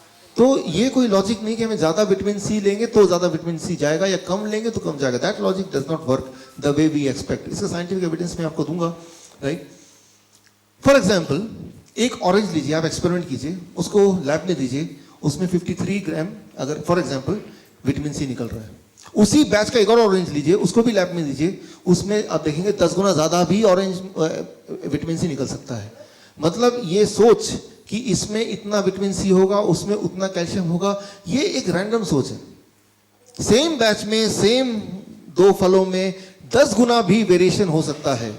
तो अगर हम ये सोचते हैं कि मैंने 10 संतरे खा लिए तो लगभग इतना विटामिन सी चला गया होगा, वो कैलकुलेशन फेल हो जाएगी। उसी तरह से जिस तरह से अगर आप कैलकुलेट करने लगे कि एक्सेलरेशन, वेलोसिटी, बॉल कैच करने से पहले और फिर आप सोचें अब मैं ज़्यादा बेटर कैच कर पाऊंगा, आई एम श्योर कि आप नहीं कर पाएंगे। उसी तरह से तो ये जो कैलकुलेशन है, ये कैलकुलेशन हम करने के लिए नहीं बने। हमारा जो understanding about this very less and we should not do that calculation, let it happen by the liver, right. उसको करना चाहिए ना कि हमें करना चाहिए। अब देखिए इसको, let me make you understand.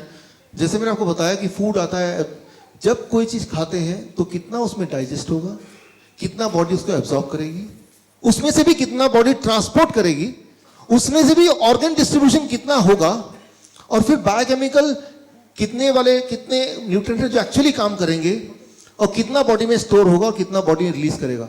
ये एक ऐसी चीज है जो इतना एब्रप्ट है, इतना रैंडम है कि आप उसमें कुछ भी कैलकुलेट नहीं कर सकते, कुछ भी कैलकुलेट नहीं कर सकते। उसकी जो अंडरस्टैंडिंग है वो अभी तक इवॉल्व हुई ही नहीं है। तो जब भी कोई बोलता है कि आपको तो दिन में विटामिन सी इतना लेना चाहिए ग्राम, बोलता नहीं है वो हर्बल लाइफ, आपको तो इतना ग्राम विटामिन B12 लेना चाहिए, वो तो फूड से मिलेगा नहीं, तो आप मेरे वो डब्बे से ले लो। फिर आप भी सोचते हैं यार हेल्थ नहीं तो क्या, तो आप अपना पैसे कमाई का कुछ पार्ट उसमें दे देते हैं। हर्बल लाइफ है और what ever it is, right, Nutrilite है। तो वो कैलकुलेशन नहीं हो सकती, राइट। वो कैलकुलेशन एक रैंडम कैलकुलेशन है, उस कैलकुलेशन को बेस हो ही नहीं सकता। बिकॉज जब आप कुछ खाते हैं, जैसे मैंने बताया, कितना कितना बॉडी में डिस्ट्रीब्यूट होने वाला है किसी भी एक पल, वो टोटली एक अलग बॉडी की इंटेलिजेंस है, सेलुलर इंटेलिजेंस। उस इंटेलिजेंस को समझना हमारा काम नहीं है, वो तो बॉडी समझे तो ही ठीक है। लेकिन हमें सिर्फ बॉडी को सपोर्ट करना है, इंटरफेयर नहीं करना है। कि चलो हमने एज्यूम किया कि अच्छा वो बोल रहा है कि रोज 50 mg विटामिन सी बॉडी में होना चाहिए, तो मैं 2 टैबलेट खा रहा हूँ। Now you are interfering with the body science. वो कुछ इस तरह से होगा, आप ड्राइवर है, आप पीछे की सीट में बैठे हैं, आपको लग रहा है ड्राइवर ठीक से चलाएगा कि नहीं पता नहीं, तो आपने क्या किया, पीछे की सीट में भी एक स्टीयरिंग लगा दिया। ठीक रहेगा ये आइडिया कि ड्राइवर को गाइड करने के लिए स्टीयरिंग पीछे भी, जब मन चाह आपने भी स्टीयरिंग घुमा दिया, तो क्या होगा? Only one thing can happen, that is accident, that is confusion. Similarly जब आप डिसाइड करते हैं कि मेरा ब्लड प्रेशर इतना है, अरे इतना लगता ठीक नहीं है, तो इसको थोड़ा कम करना चाहिए, तो एक टैबलेट ले लेते हैं। तो आप क्या करते हैं? वही करते हैं कि पीछे वाली सीट का जो स्टीयरिंग है उसको आप कंट्रोल करने की कोशिश करते हैं। तो आगे वाला सोचता है तुम चला रहे, मैं क्यों चला रहा हूं। तो बॉडी बोलता है यार तुम ब्लड प्रेशर मैनेज कर रहे हो तो तुम ही करो, right, why should I manage. So blood pressure is not that simple. अच्छा देखिए, ब्लड प्रेशर क्या है, इमेजिन कीजिए आपके घर में एक टैप है और टैप के नीचे आपने एक पाइप लगा दिया, टैप ऑन कर दिया, पानी जाएगा। अब टैप पाइप को पकड़ लीजिए, दबा दीजिए, फ्लो बढ़ेगा घटेगा? बढ़ेगा ना। वाटर प्रेशर इंक्रीज होगा डिक्रीज होगा? इंक्रीज होगा, राइट। सो जितना डायमीटर कम होगा उतना प्रेशर बढ़ेगा। ठीक उसी तरह से हमारा ब्लड वेसल में जब ब्लॉकेज होता है तो डायमीटर कम होता है कि बढ़ता है? घट गया, तो ब्लड प्रेशर बढ़ेगा या घटेगा? बढ़ जाएगा। अब दवा से जब आप प्रेशर घटाते हैं तो एक्चुअली हार्ट को वीक करते हैं तो प्रेशर घट जाता है, लेकिन प्रेशर का घटने का मतलब ब्लॉकेज घट गया क्या? तो प्रॉब्लम वही की वही है, सिर्फ वो पैरामीटर चेंज हो गए और बदले में क्या हुआ, वो जो इंसान है वो ब्लड प्रेशर घटाने के चक्कर में उसका हार्ट कमजोर हो रहा है। At that cost he is getting the right और एक्सपेक्टेडली राइट ब्लड प्रेशर। तो मैं ये बोलना चाह रहा हूं कि मैं ऐसा नहीं बोल रहा हूं कि हाई ब्लड प्रेशर ठीक है, लेकिन मैं ये बोलना चाह रहा हूं कि अगर हाई ब्लड प्रेशर है भी और लेकिन दवा लेके ठीक कर रहे हैं तो that is something not expected, right. अगर ड्राइवर गलत डायरेक्शन में गाड़ी चला भी रहा है तब भी आप पीछे की स्टीयरिंग से नहीं कंट्रोल कर सकते उसको। अभी तो सिर्फ गलत डायरेक्शन जा रहा है, फिर तो एक्सीडेंट ही हो जाएगा ना, राइट। कम से कम कहीं जा तो रहे कम से कम, right. So that is what I mean we should not interfere with the body's functioning in the way, right, as a main driver, right? तो वो वाला इंटरफेरेंस हम ना करें तो ठीक है. नाउ एक बहुत नेचर, दुनिया का सबसे बड़ा एक बहुत ही रेस्पेक्टेड प्रेस्टीजियस जर्नल है, a very prestigious journal, it's called nature, right? So nature journal में इन्होंने प्रूव किया कि जब भी कोई न्यूट्रिशन मतलब विटामिन सी हो गया, विटामिन ए हो गया, बीटा कैरोटीन, या फिर और कोई मिनरल हो गया, जब वो फ्रूट्स के या सब्जियों के अंदर रहता है तो उसकी ताकत काम करने की कई गुना 263 टाइम ज़्यादा होती है इन कंपैरिजन टू जब उस न्यूट्रिशन को अलग से निकाल के एक टैबलेट में भर के आप उसको खाने लगते हैं. It doesn't work the way it should work. For example, मान लीजिए हम बोलते हैं कि विटामिन सी से इम्यूनिटी बढ़ती है, तो विटामिन सी की गोलियां खा रहे हैं. अच्छा, मैं बोल दूं, आपसे पूछूं, गाड़ी जब चलता है तो गाड़ी आगे बढ़ रहा है, इसलिए कौन रिस्पॉन्सिबल है? मतलब गाड़ी का कौन सा पार्ट की वजह से गाड़ी आगे चलता है? कौन सा? इंजन. तो गाड़ी आगे चलती है बिकॉज इंजन उसको आगे ले जाता है, राइट? अच्छा, ऐसी बात है. तो मैं इंजन को उठाता हूं, बाहर निकाल देता हूं, इंजन को बैठ जाता हूं, क्या अभी गाड़ी आगे मैं आगे बढ़ जाऊंगा? नहीं, वो इंजन तभी आपको गाड़ी आगे ले जाएगा जब वो गाड़ी का पार्ट होगा. अलग से वो बेकार है, पावरफुल है लेकिन अलग से कोई पावर नहीं है उसकी, राइट? इट इज राइट कि विटामिन सी आपकी इम्यूनिटी को स्ट्रॉन्ग करेगी और करती है when it is a part of the whole. जब पूरे उसका एक पार्ट है तभी उसके वो कर सकती है. वो उसको अलग ले लोगे and then you expect the same result, it do not happen. ऐसा होता नहीं है, राइट? सो अच्छा, ये जो सारा मेडिसिन का पूरा ये जो आया है पिछले 50 साल में, ये बना कैसे, right? Which we call medical science. Ayurveda को साइंस नहीं बोलते हैं, किसी और को साइंस नहीं बोलते, मेडिकल को साइंस क्यों बोलते हैं? How it came? क्योंकि इसके पीछे का जो बैकअप है वो साइंस का बैकअप है. किस तरह का, मैं आपको एग्जांपल देता हूं. 1922 में, ये बहुत बड़ा एग्जांपल है. साइंस एक बहुत बड़ा जर्नल है नेचर की तरह, बहुत ही बड़ा जर्नल है, मोस्ट रेस्पेक्टेड जर्नल साइंस. इसमें एक रिपोर्ट आई, vitamin E discovered in green leafy vegetable with major health benefit. ये देखा गया कि विटामिन ई जो है वेजिटेबल में जो पाया जाता है उससे बहुत ज़्यादा हेल्थ अच्छी रहती है. ये एक रिपोर्ट है. और साइंस में जो रिपोर्ट आती है वो भगवान का दिया बनाया हुआ रूल बन गया, मतलब अनचैलेंज्ड. मतलब उसको कई कड़े मतलब ऑब्स्टिकल पास करना पड़ता है तभी जाके वो रिपोर्ट छपती है फाइनली, राइट? बायस्ड रिपोर्ट नहीं छप सकती, ओरिजिनल रिपोर्ट छपती है. तो ये रिपोर्ट के बाद ये देखा गया 1993 फर्दर ये प्रूव हुआ कि ऐसे लोग जिनकी बॉडी में विटामिन ई ब्लड में ज़्यादा है होती है, उनका हार्ट डिजीज कम होता है. तो पहले तो ये प्रूव हुआ विटामिन ई वेजिटेबल्स में जो है वो हेल्थ के लिए बड़ा अच्छा है. साथ में ये भी प्रूव कर दिया गया विटामिन ई ज़्यादा ब्लड में तो हार्ट डिजीज कम. क्लियर? अब आप एक बिजनेसमैन है, आपने क्या किया, ये दोनों रिजल्ट निकाले और तीसरे आदमी को दिखाया जिसको बेचना चाहते हैं, देखो भाई vitamin C is good for health and is good for heart disease. वो मान गया, साइंस जर्नल में आया. आपने क्या किया, अनजाने में या जानबूझ के वेजिटेबल फूड से विटामिन सी निकाला, उसकी गोली बनाई, ये गोली ले लो, राइट? और आपने इसको देख लिया और वो मार्केटिंग वाले ने मार्केट कर दिया और आपने एक्सपेक्ट किया कि भाई अब ये वैसे ही काम करेगा, राइट? तो इससे ये शुरू हुई और ये जेन्युइनली शुरू हुई कि लगा लोगों को, एफडीए को लगा, साइंटिफिक कम्युनिटी को लगा कि ऐसा ही तो होना चाहिए. लेकिन जिन लोगों ने ये दवाइयां लेनी शुरू की उनको ट्रैक करना शुरू किया, ट्रैकिंग एजेंसीज. फिर फाइनली ये रिपोर्ट आया 2008 में, vitamin E in supplements can increase the heart disease, right? Vitamin E supplement form में लेंगे तो हार्ट डिजीज बढ़ेगा, विटामिन ई अगर सब्जियों से डायरेक्ट बॉडी में आएगा तो हार्ट डिजीज घटेगा.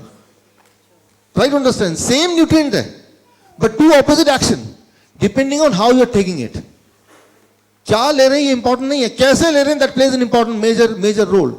लेकिन ये अंडरस्टैंडिंग कब आई मेडिकल साइंस में? ये आते आते 2008 हो गया, अब आ रही है धीरे धीरे, आज से 10 साल बाद पहले, राइट? या उससे भी और थोड़े से पहले, कि क्या ले रहे हैं वो इंपॉर्टेंट तो होगा लेकिन कैसे ले रहे हैं, कौन से सोर्स से आ रहा है, that is even more important. Rather उसको सप्लीमेंट फॉर्म में लेंगे तो जो एक्सपेक्टेड उसका बेनिफिट था वही उसका नुकसानदेह हो जाएगा, राइट? हाँ वो नहीं पता, क्योंकि मेडिकल कॉलेज में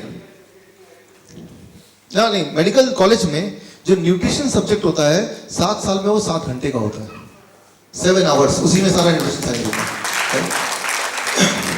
और बाकी जो पढ़ाई होती है वो ड्रग्स की होती है, दवाइयों की होती है, दवाई का वो हाफ लाइफ डोज, कितना ड्रग्स से लिवर कैसे काम करेगा वो होता है। तो इसीलिए उनको नहीं पता, क्योंकि उनके सिलेबस का पार्ट नहीं है।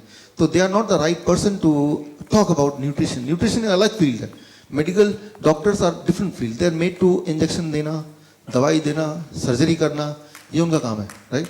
उनका काम फूड के बारे में नहीं बताना है, न्यूट्रिशन के बारे में नहीं बताना है उनका, राइट। तो उनको पता नहीं होगा क्योंकि उनका सिलेबस का पार्ट नहीं है, राइट। सो और कुछ समय पहले, आज से 10-15 साल पहले तो मेडिकल साइंस को भी नहीं पता था, राइट, साइंस को भी नहीं पता था। बट नाउ साइंस को कैसे पता चलता है? Science itself is not science. पहले एजम्पशन होता है कि शायद ऐसा फायदा होगा, फिर कुछ लोग उसको अपनाते हैं, लाखों लोग, फिर उनको ट्रैक किया जाता है सालों साल तक, फिर देखता है ये तो उल्टा हो गया, फिर दैट बिकम्स अ साइंस। फिर रिजल्ट को कोलेक्ट करते हैं, वो रिजल्ट को डिस्प्ले करते हैं, राइट। तो पहले एक एक्सपेक्टेड गोल होता है, शायद ऐसा काम करें, उससे वो जर्नी शुरू होती है, फिर वो 10 साल चलती है, हजारों लाखों लोग उससे पीड़ित होते हैं, फिर वो उसका रिपोर्ट कलेक्ट होता है, फिर वो जर्नल में आता है, this is science, right. Science ऐसे होता है। वो मॉलिक्यूलर लेवल में पहले ही पता चल जाए कैसे काम करेगा, वो साइंस नहीं है। उतने इवॉल्व अभी तक टेक्नोलॉजी हुई नहीं है। अब देखिए, ये है journal of American medical association का रिपोर्ट।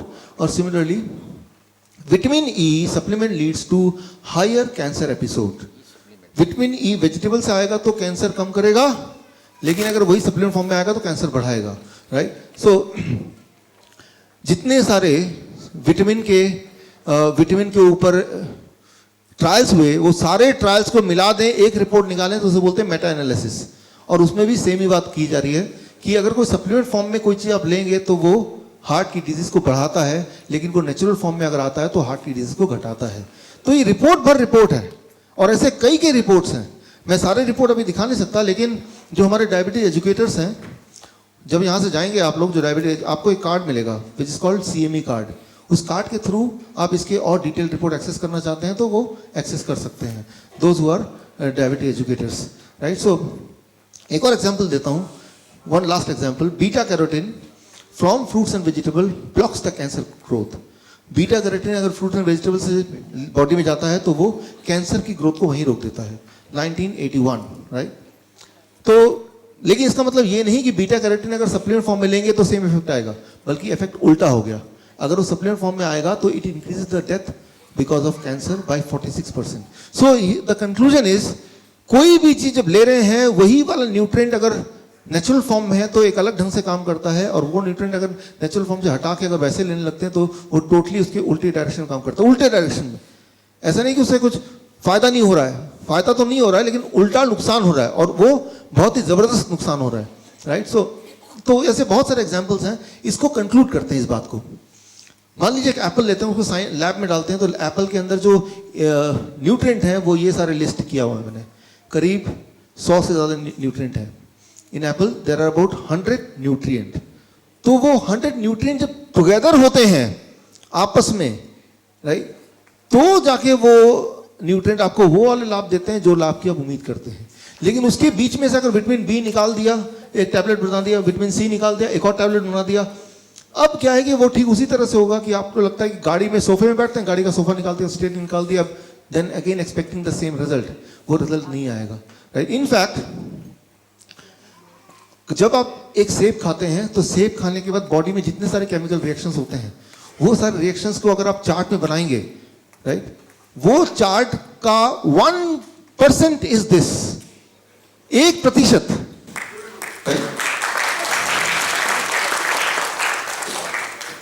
99% इसको और बढ़ा दीजिए। तो जब एक सिंपल एक्शन एक सेब खाने का होता है तो बॉडी में न जाने हजारों लाखों कितने सारे केमिकल रिएक्शंस होते हैं जो आप कॉम्प्रिहेंड नहीं कर सकते, अंदाजा नहीं लगा सकते, और वो आपका काम भी नहीं है। जैसे मैंने आपको वो बॉल वाला एग्जाम्पल बताया, वो आपका काम नहीं है कि मैं उसको कैलकुलेट करूं, उसको करूं, that is not your job. और अगर जैसे ही आप इस कैलकुलेशन में लग जाते हैं तो हमारी जो हार है वो वहीं से शुरू हो जाती है, लॉस वहीं से शुरू हो जाता है। We should not calculate, right, because we can not calculate. अब मॉडर्न मेडिसिन में क्या है गड़बड़? अच्छा, ब्लड प्रेशर ज्यादा हो गया, उसको घटा दो, ब्लड शुगर ज्यादा हो गया, उसको घटा दो। अच्छा, कैंसर हो गया, इस पर उसको काट दो, हार्ट हार्ट अटैक है, चलो एक स्टंट लगा देते हैं। तो जब भी हम इस तरह के एक्शन करते हैं तो बॉडी का जो बैलेंस है, मैंने आपको ऑर्केस्ट्रा का एग्जांपल दिया था, राइट, वो जो हार्मनी है वो लॉस हो जाता है। जब हार्मनी लॉस होगी तो वो इंसान ज़्यादा दिन तक जिंदा नहीं रहेगा, वो बीमार ही रहेगा हार्मनी को लॉस करके। मान लीजिए आपको मारुति की गाड़ी है, उसके एक टायर का खराब हो गया, उसमें ट्रक का टायर फिट कर दिया, वो कितना भी अच्छा टायर क्यों ना हो, मारुति गाड़ी और आगे नहीं चल सकती, right. So try to understand, हमें बैलेंस, हाँ टायर खराब हो गया तो क्या करें ये नहीं पता क्या करना है, लेकिन अगर ट्रक का टायर डालेंगे तो काम नहीं करेगा, ये मैं पक्का बता सकता हूँ, राइट। सो कई बार लोग मुझसे पूछते हैं सर अब बीमार पड़ गए तो क्या करें। अच्छा टीवी मेरा खराब हो गया, क्या करें, तो मैं टीवी उठा के बच्चे के हाथ में नहीं दे दूंगा, पीछे खोल के वो कुछ भी करेगा तो गड़बड़ी होगा, राइट। तो टीवी बीमार पड़ने के बाद मेडिसिन खाना ठीक वैसे ही होगा कि भाई टीवी खराब होने के बाद टीवी खोल के एक छोटे बच्चे को दे दिया, भाई इसको ठीक करने की कोशिश कर, राइट। तो मैं ये नहीं बोल रहा हूँ ठीक कैसे करना है नहीं करना, लेकिन मैं ये बोल रहा हूँ कि उसको और खराब नहीं करना, कम से कम need not to make it more sick, right. So now अगर ह्यूमन डिजीज की बात करें, इंटरनेशनल क्लासिफिकेशन ऑफ डिजीज 1662 में पहली बार ये लिखा गया कि इंसान कितने तरह से बीमार पड़ सकता है, और वो था 81 तरीके से बीमार पड़ सकता है।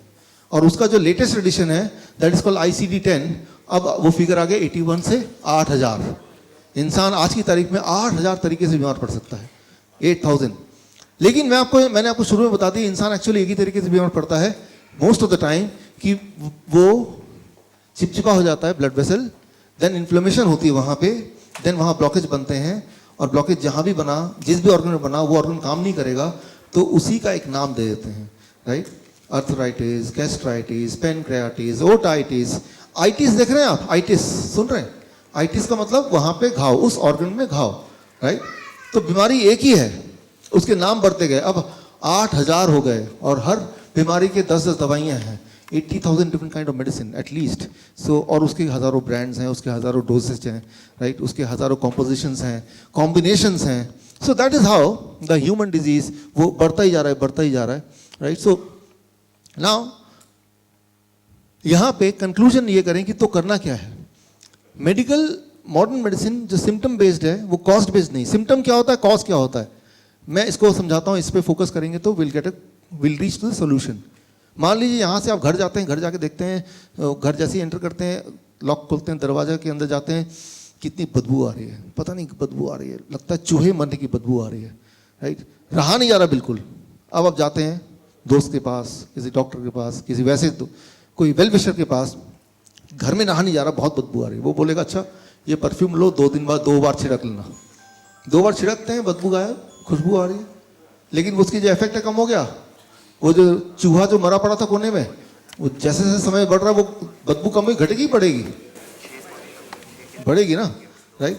लेकिन आप देख रहे हैं 2 बार में काम नहीं कर रहा, आपने दोबारा उस दोस्त के पास जाते हैं, यार आपने वो दिया था परफ्यूम, लेकिन यार उसके बावजूद भी बदबू आ रही, बोलेगा इसको 2 बार छिड़क दे तो 4 बार छिड़क लो, 4 बार छिड़कते काम बन जाता है।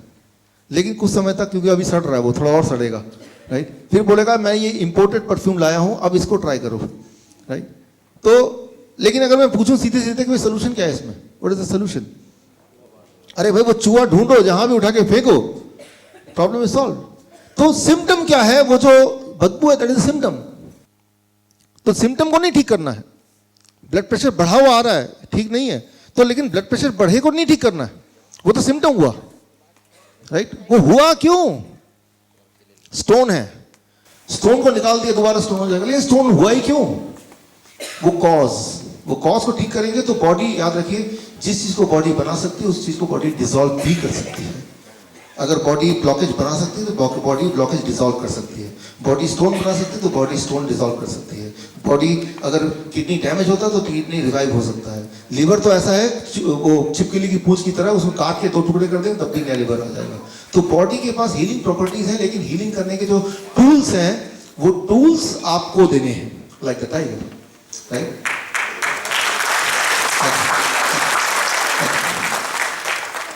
सो यहाँ पे हम क्या करें आज के बाद ताकि हम ठीक रहें। एक तरीका ये है एक्सरसाइज करें, दौड़ें, भागें। कई बार लोग बोलते हैं दौड़ने भागने को आप इंक्लूड क्यों नहीं करते अपने ट्रेनिंग प्रोग्राम में।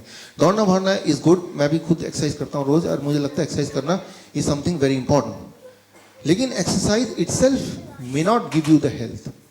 मैं एक उदाहरण दे रहा हूँ, ये एक इंटरेस्टिंग बुक है मेरे पास, एक कॉपी है इसकी, ये देना जरा बुक। ये 1977 में बुक लॉन्च हुई थी। इस बुक ने सिखाया है पूरी दुनिया को हाउ टू रन। ये बेस्ट सेलर था, जेम्स फिक्स, दुनिया को सिखाया कि रन दौड़ना कैसे है, राइट, दौड़ना। 1984 में 52 की एज में इनकी हार्ट अटैक से डेथ हो गई, राइट। मैं ये नहीं बोल रहा हूँ कि दौड़ने से हार्ट अटैक हो सकता है, I am not saying that, right. मैं सिर्फ इतना बोल रहा हूँ कि अगर हम सोच रहे हैं कि मैं रोज एक्सरसाइज करता हूँ तो मैं हेल्दी रहूंगा, एक्सरसाइज करना एक इंपॉर्टेंट पार्ट है, लेकिन सिर्फ पार्ट है वो, it itself is not complete, that's what I mean, right. आपने ये चेहरा देखा है, सुना है, जानते हैं? आर्नोल्ड कितनी बार वर्ल्ड ओलंपियाड बने, बॉडी बिल्डर 8 बार मेरे ख्याल से, राइट। तो इट सीम्स कि he is the healthiest person the planet, लेकिन अपनी ऑटोबायोग्राफी में इन्होंने रिवील किया कि इनको हार्ट की बीमारी है। मैं इसे इतना बोलना चाह रहा हूं, अगर आप बोल रहे हैं कि मैं तो रोज एक्सरसाइज करता हूं, मैं तो रोज योगा करता हूं, तो I should be healthy, that is one component. याद रखिए, आपकी गाड़ी कितनी भी अच्छी क्यों ना हो, उसमें राइट फ्यूल अगर नहीं डालेंगे तो गाड़ी अच्छी कैसे रहेगी, राइट। गाड़ी तो अच्छी होनी ही चाहिए, वो ये करेगा, गाड़ी को मजबूती देगा, आपके बोन्स हैं, हड्डियां हैं, आपके फेफड़े हैं, उसको वो मजबूती देगा, लेकिन राइट फ्यूल नहीं होगा तो ये भी क्या करेगा, राइट। तो राइट फ्यूल का मतलब क्या होगा, right food, that is the talking food, the food which communicate to us, the food with which you can communicate, right. So अभी क्या करना है, एक फेवरेट वीडियो है 2 मिनट का, 1 मिनट का, वो आप में से जो लोग पहले मेरे लेक्चर में आए वो उन्होंने देखा होगा, लेकिन बाकियों के लिए 1 minute you have to see this. Bill Clinton का उदाहरण, 2004 में उनको 4 बाईपास सर्जरी हुए, 2005 में 1 लंग सर्जरी हुआ, 2010 में 2 एंजियोप्लास्टी हुआ, बीमार पड़ते चले गए, जैसा कि नॉर्मली होता है। कोई भी सर्जरी का पेशेंट पहले ऐसा नहीं बनता। हमारे पड़ोस में वर्मा जी हैं, और बाईपास सर्जरी के बाद मिले, मैंने कहा कैसे हैं, नहीं अब मैं ठीक हूँ, 4 चक्कर लगाता हूँ और तेल बंद कर दिया, गुस्सा भी नहीं करते हैं, टाइम पे सो जाते हैं, अब मैं ठीक हूँ। ये सारा पहले ही कर लेते हैं ना सर्जरी के तो ठीक हुए हैं लाइफस्टाइल बदलने से, लेकिन वो समझ आने के लिए वो 5 लाख खर्च कर दिए, वो सब कुछ कर दिया, अब जाके वो समझ आई। तो बाईपास सर्जरी ने उनके हार्ट को ठीक नहीं किया, उनके दिमाग को ठीक कर दिया।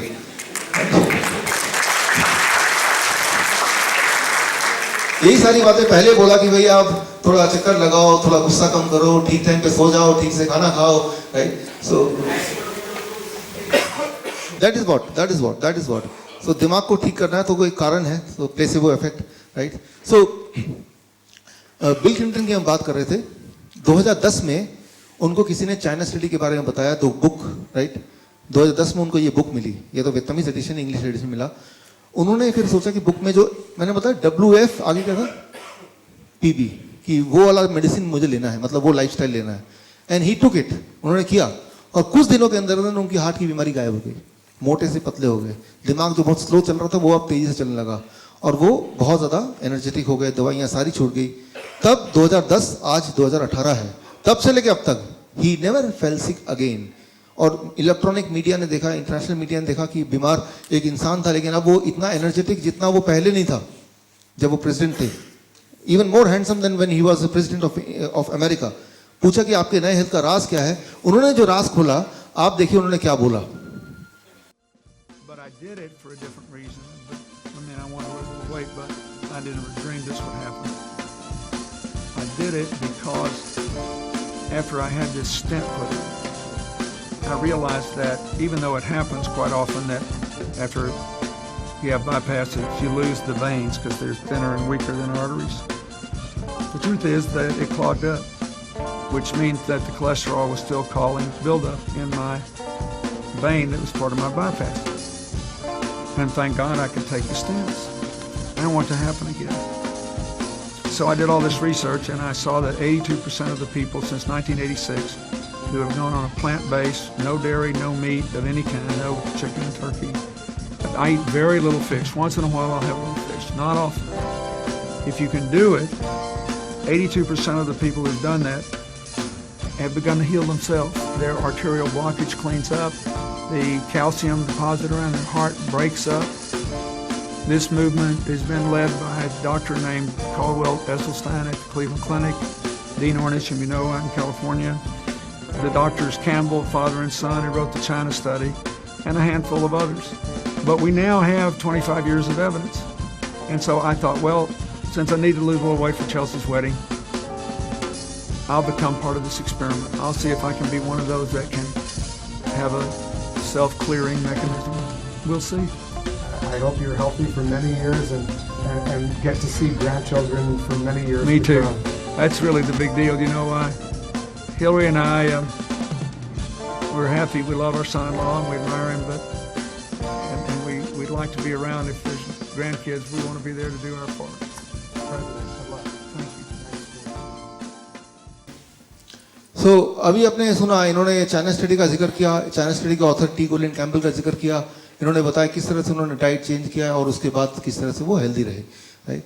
सो उन्होंने ये मुहिम बनाया अपने जीवन का कि मैं जहाँ भी जाऊँगा इसको प्रमोट करूँगा, और अमेरिका के स्कूलों में भी जाते हैं, जाके उसको इस डाइट को प्रमोट करते हैं, जो चाइना स्टडी जिसके बारे में आपको बताने वाला हूँ, जिसको मैं WFPB बोल रहा था, WFPB, उसको फुल फॉर्म बताऊँगा मैं आपको। लेकिन उसको गहराई से देखेंगे कि bill Clinton one of the most powerful person on earth, उनको भी इस चीज़ को स्प्रेड करने में बड़ी कठिनाई आ रही है, और क्यों आ रही है, कैसे आ रही है, वो तो बोलने की जरूरत नहीं, अंडरस्टैंडेबल, राइट। आप तक क्यों नहीं पहुंच रहा है, देयर इज समवन जो कि चाहता नहीं कि ये आप तक पहुंच जाए, but anyway this is your opportunity to take it back home and try it yourself, अपने आप पे कीजिए। So 98% lifestyle according to this book can be prevented and can be cured. Prevented मतलब रोका जा सकता है, क्योर्ड मतलब अगर हो भी गया तो ठीक किया जा सकता है। 98% राइट, साइंटिफिकली प्रूवन है, if you can be on WFPB diet, right. ये डाइट क्या है, इसका फुल फॉर्म क्या है?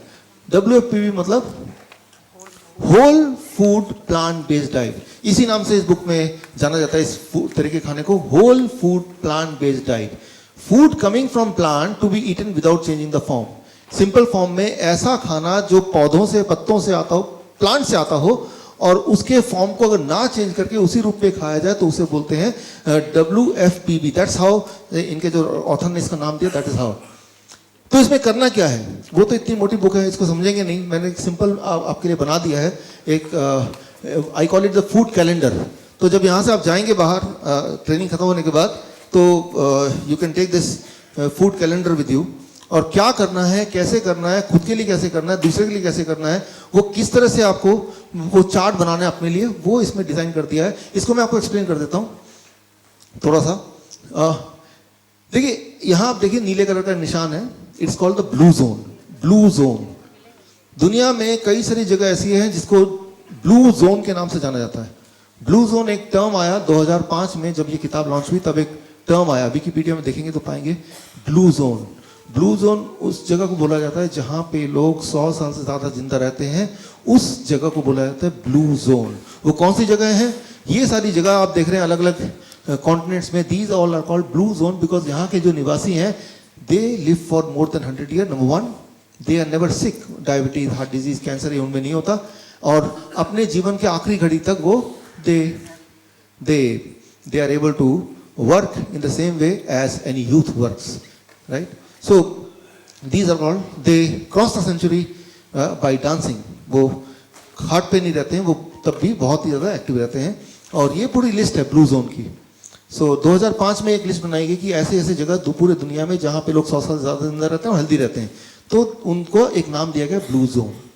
फिर एक जोन है, ऊपर देखेंगे इसमें रेड जोन, ऊपर यहाँ पे रेड जोन वो है जहाँ पे लोग सबसे ज़्यादा बीमार रहते हैं, उसकी भी लिस्ट है यहाँ पे इसमें है। उस लिस्ट से ज़्यादा इंपॉर्टेंट नहीं, हम कहीं उनके बीच में, ना तो बहुत बीमार है ना ही बहुत हेल्दी है, हम इस बीच में हैं। We can call it yellow zone, कि ट्रांजिशन में है। हम में से कुछ लोग बहुत बीमार हो सकते हैं, लेकिन सबके सब बहुत बीमार नहीं है। तो ये ब्लू जोन में जो लोग रहते हैं वो क्या करते हैं कि वो इतने हेल्दी, वो भी इंसान है, वो सारे कॉन्टिनेंट में फैले हुए हैं, कोई एक जगह स्पेस नहीं है। अगर कोई बोलता है कि एनवायरमेंट की वजह से है, ऐसा नहीं है, they are spread all across the world. So what they do and how they stay healthy till the last day of their life, इस पे रिसर्च हुई, और उस रिसर्च को में देखा गया कि अगर इस तरह से कोई अपना लाइफस्टाइल चेंज करेगा, जिसको नाम दिया गया WFPB, तो it takes about 3 days to come out of blood sugar problem, 1 week to control the blood pressure, and about 1 month extra fat को लूज करने के लिए। एक्स्ट्रा फैट को लूज करने के लिए इतना समय चाहिए, अगर वो टाइम देखें एवरेज तो इतना टाइम चाहिए। तो इस टाइम में हमें क्या करना पड़ेगा उसके लिए? अब देखें यहाँ पे एक टेबल बना है, इस टेबल में आपको पता करना है अपना फूड इंडेक्स। हर एक इंसान का एक फूड इंडेक्स नंबर है, वो आपको पता करना है। वो पता करने के लिए टेबल आप यूज कर सकते हैं, सिंपल टेबल है। इसमें आपको सिर्फ इतना करना पड़ेगा, यहाँ पे आपका आ जाएगा हाइट, मान लो ये 5 फीट है, और यहाँ पे आ जाएगा आपका वेट, मान लो 60 kg। 5 फीट और 60 kg, यहाँ पे आ जाएगा 500 क्रॉसिंग में, तो योर फूड इंडेक्स इज 500। मतलब अगर आपकी हाइट 5 फीट की है और आपका वेट 60 kg का है, तो आपका फूड इंडेक्स क्या हुआ? 600, right? So your food index is 500। सो इस तरह से आपके हाइट और वेट के हिसाब से एक नंबर आएगा, वो नंबर है आपका फूड इंडेक्स, राइट? ये जो बुक में सारा कुछ एक्सप्लेनेशन, उसको मैंने सिंप्लीफाई करके मैंने ऐसे बना दिया ताकि आप आराम से उसको कर पाएं घर जाके। अब फूड इंडेक्स को अंडरस्टैंड करने के बाद सेकंड, ये आपका हाइट है, ये आपका वेट है, राइट? अब alpha it is the food index, और उस फूड इंडेक्स की वजह को यूज करके fruits, alpha is the food index, यानी कि 500 grams of fruits, vegetable 500 grams of vegetable, leaves 0.1 यानी कि 50 grams ऑफ लीव्स, नट्स 0.05 यानी कि 25 grams of nuts, 25 grams of sprouts. कुल मिला के ये आप घर पे देख सकते हैं कि ऐसे आप अपना रफली एक चार्ट बना सकते हैं कि इतना मुझे खाना है, रफली एक चार्ट बना सकते हैं। वो एक रफ चार्ट होगा, उसके बाद आपका इनर इंटेलिजेंस आपको गाइड करेगा। पहले एक चार्ट बना दिया, फिर आपका inner intelligence they will guide you further to modify the chart, right? और उसको कैसे खाना है, कब क्या खाना है, उसका भी एक रफ चार्ट ये है। ये एक पाई चार्ट है, इसको ध्यान से देखेंगे तो इसमें सारा एक्सप्लेन्ड है, right? And if you can do it, right, अगर आप इसको करते हैं तो कुछ महीनों में, जो कैंसर है it takes 9 months, right? Heart disease takes 1 month, मोटापा है तो 1 महीना, कुछ महीनों के अंदर बीमारियां जाती रहेंगी। लेकिन इसमें एक गड़बड़ है, उस गड़बड़ को मैं एक्सप्लेन करना चाहता हूं। मैं उदाहरण दे रहा हूं, स्टीव जॉब बीमार पड़े थे 1974-75 में, उनको कैंसर हो गया था। तो तब वो स्टीव जॉब नहीं थे, एक्चुअली एक आम इंसान थे। तो वो इंडिया आए थे, जैसा कि उन्होंने अपने बायोग्राफी में लिखा है, ऑटोबायोग्राफी। और इंडिया आके उन्होंने इस तरह का जो खाना हम बोलते हैं, जैसे नेचुरोपैथी कहते हैं इंडिया में, भारत में, राइट, वो सीखा और वो खाने लगे और वो कैंसर से ठीक हो गए और वो ठीक रहने लगे। फिर 2000 के बाद उन्होंने, जब उनकी पत्नी ने पूछा कि भाई आप इस तरह से खाना क्यों खाते हो, कच्ची खाना खाते हो, कच्ची सब्जी, तो मजाक में उन्होंने रिवील कर दिया कि भाई मुझे तो कैंसर था और मैं ऐसे खाता हूँ। वो जो कैंसर वर्ड सुना, उसकी बीवी ने और उनके दोस्तों ने पकड़ के उनको डॉक्टर के पास भेज दिया हॉस्पिटल में। ये तो कैंसर, और ये क्या कर रहे हैं, तो सारी खतरनाक चीज खा रहे, राइट? तो that I call yellow zone transition. आप देखते हैं ना, येलो जोन का क्या होता है, गाड़ी जब आप ट्रैफिक लाइट में होते हैं, येलो वाला टाइम होता है, उसमें क्या होता है, आप जा नहीं सकते, लेकिन तब हार्ट बीट कम होती, ज्यादा होती है, राइट? तो जाना है, तैयारी कर रहे हैं, बट जा नहीं सकते अभी।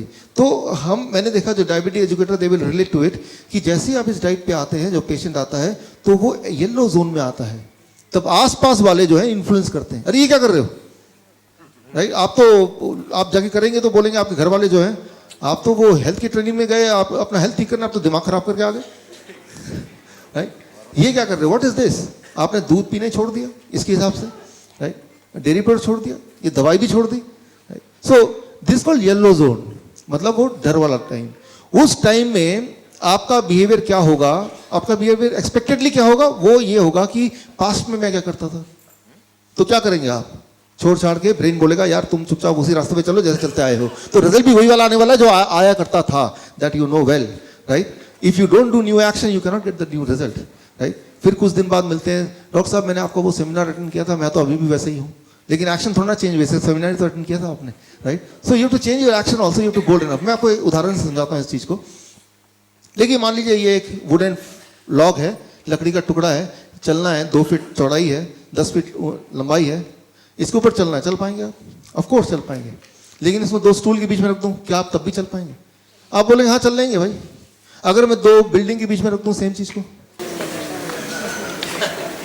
स्किल वही है, करना वही है, कोई नई चीज करने नहीं बोला, लेकिन अब आपका जो पास्ट का एक्सपीरियंस है वो इन्फ्लुएंस करेगा।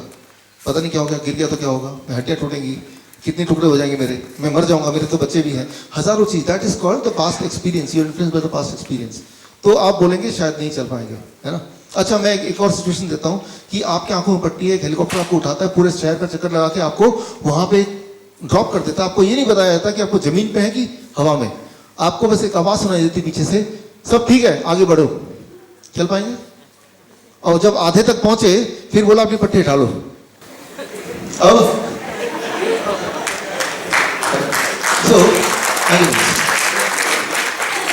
तो कोई भी चीज जब आप करते हैं, करने की कोशिश करते हैं, तो वो जो कर पा रहे हैं या नहीं कर पा रहे हैं वो आपके स्किल पे निर्भर नहीं करता है कि बड़ी मुश्किल चीज है बड़ी आसान चीज है। वो निर्भर करता है कि what I call it yellow zone syndrome, right? वो येलो जोन सिंड्रोम, वो जो हार्ट बीट फास्ट हो गया, रेड येलो लाइट, राइट?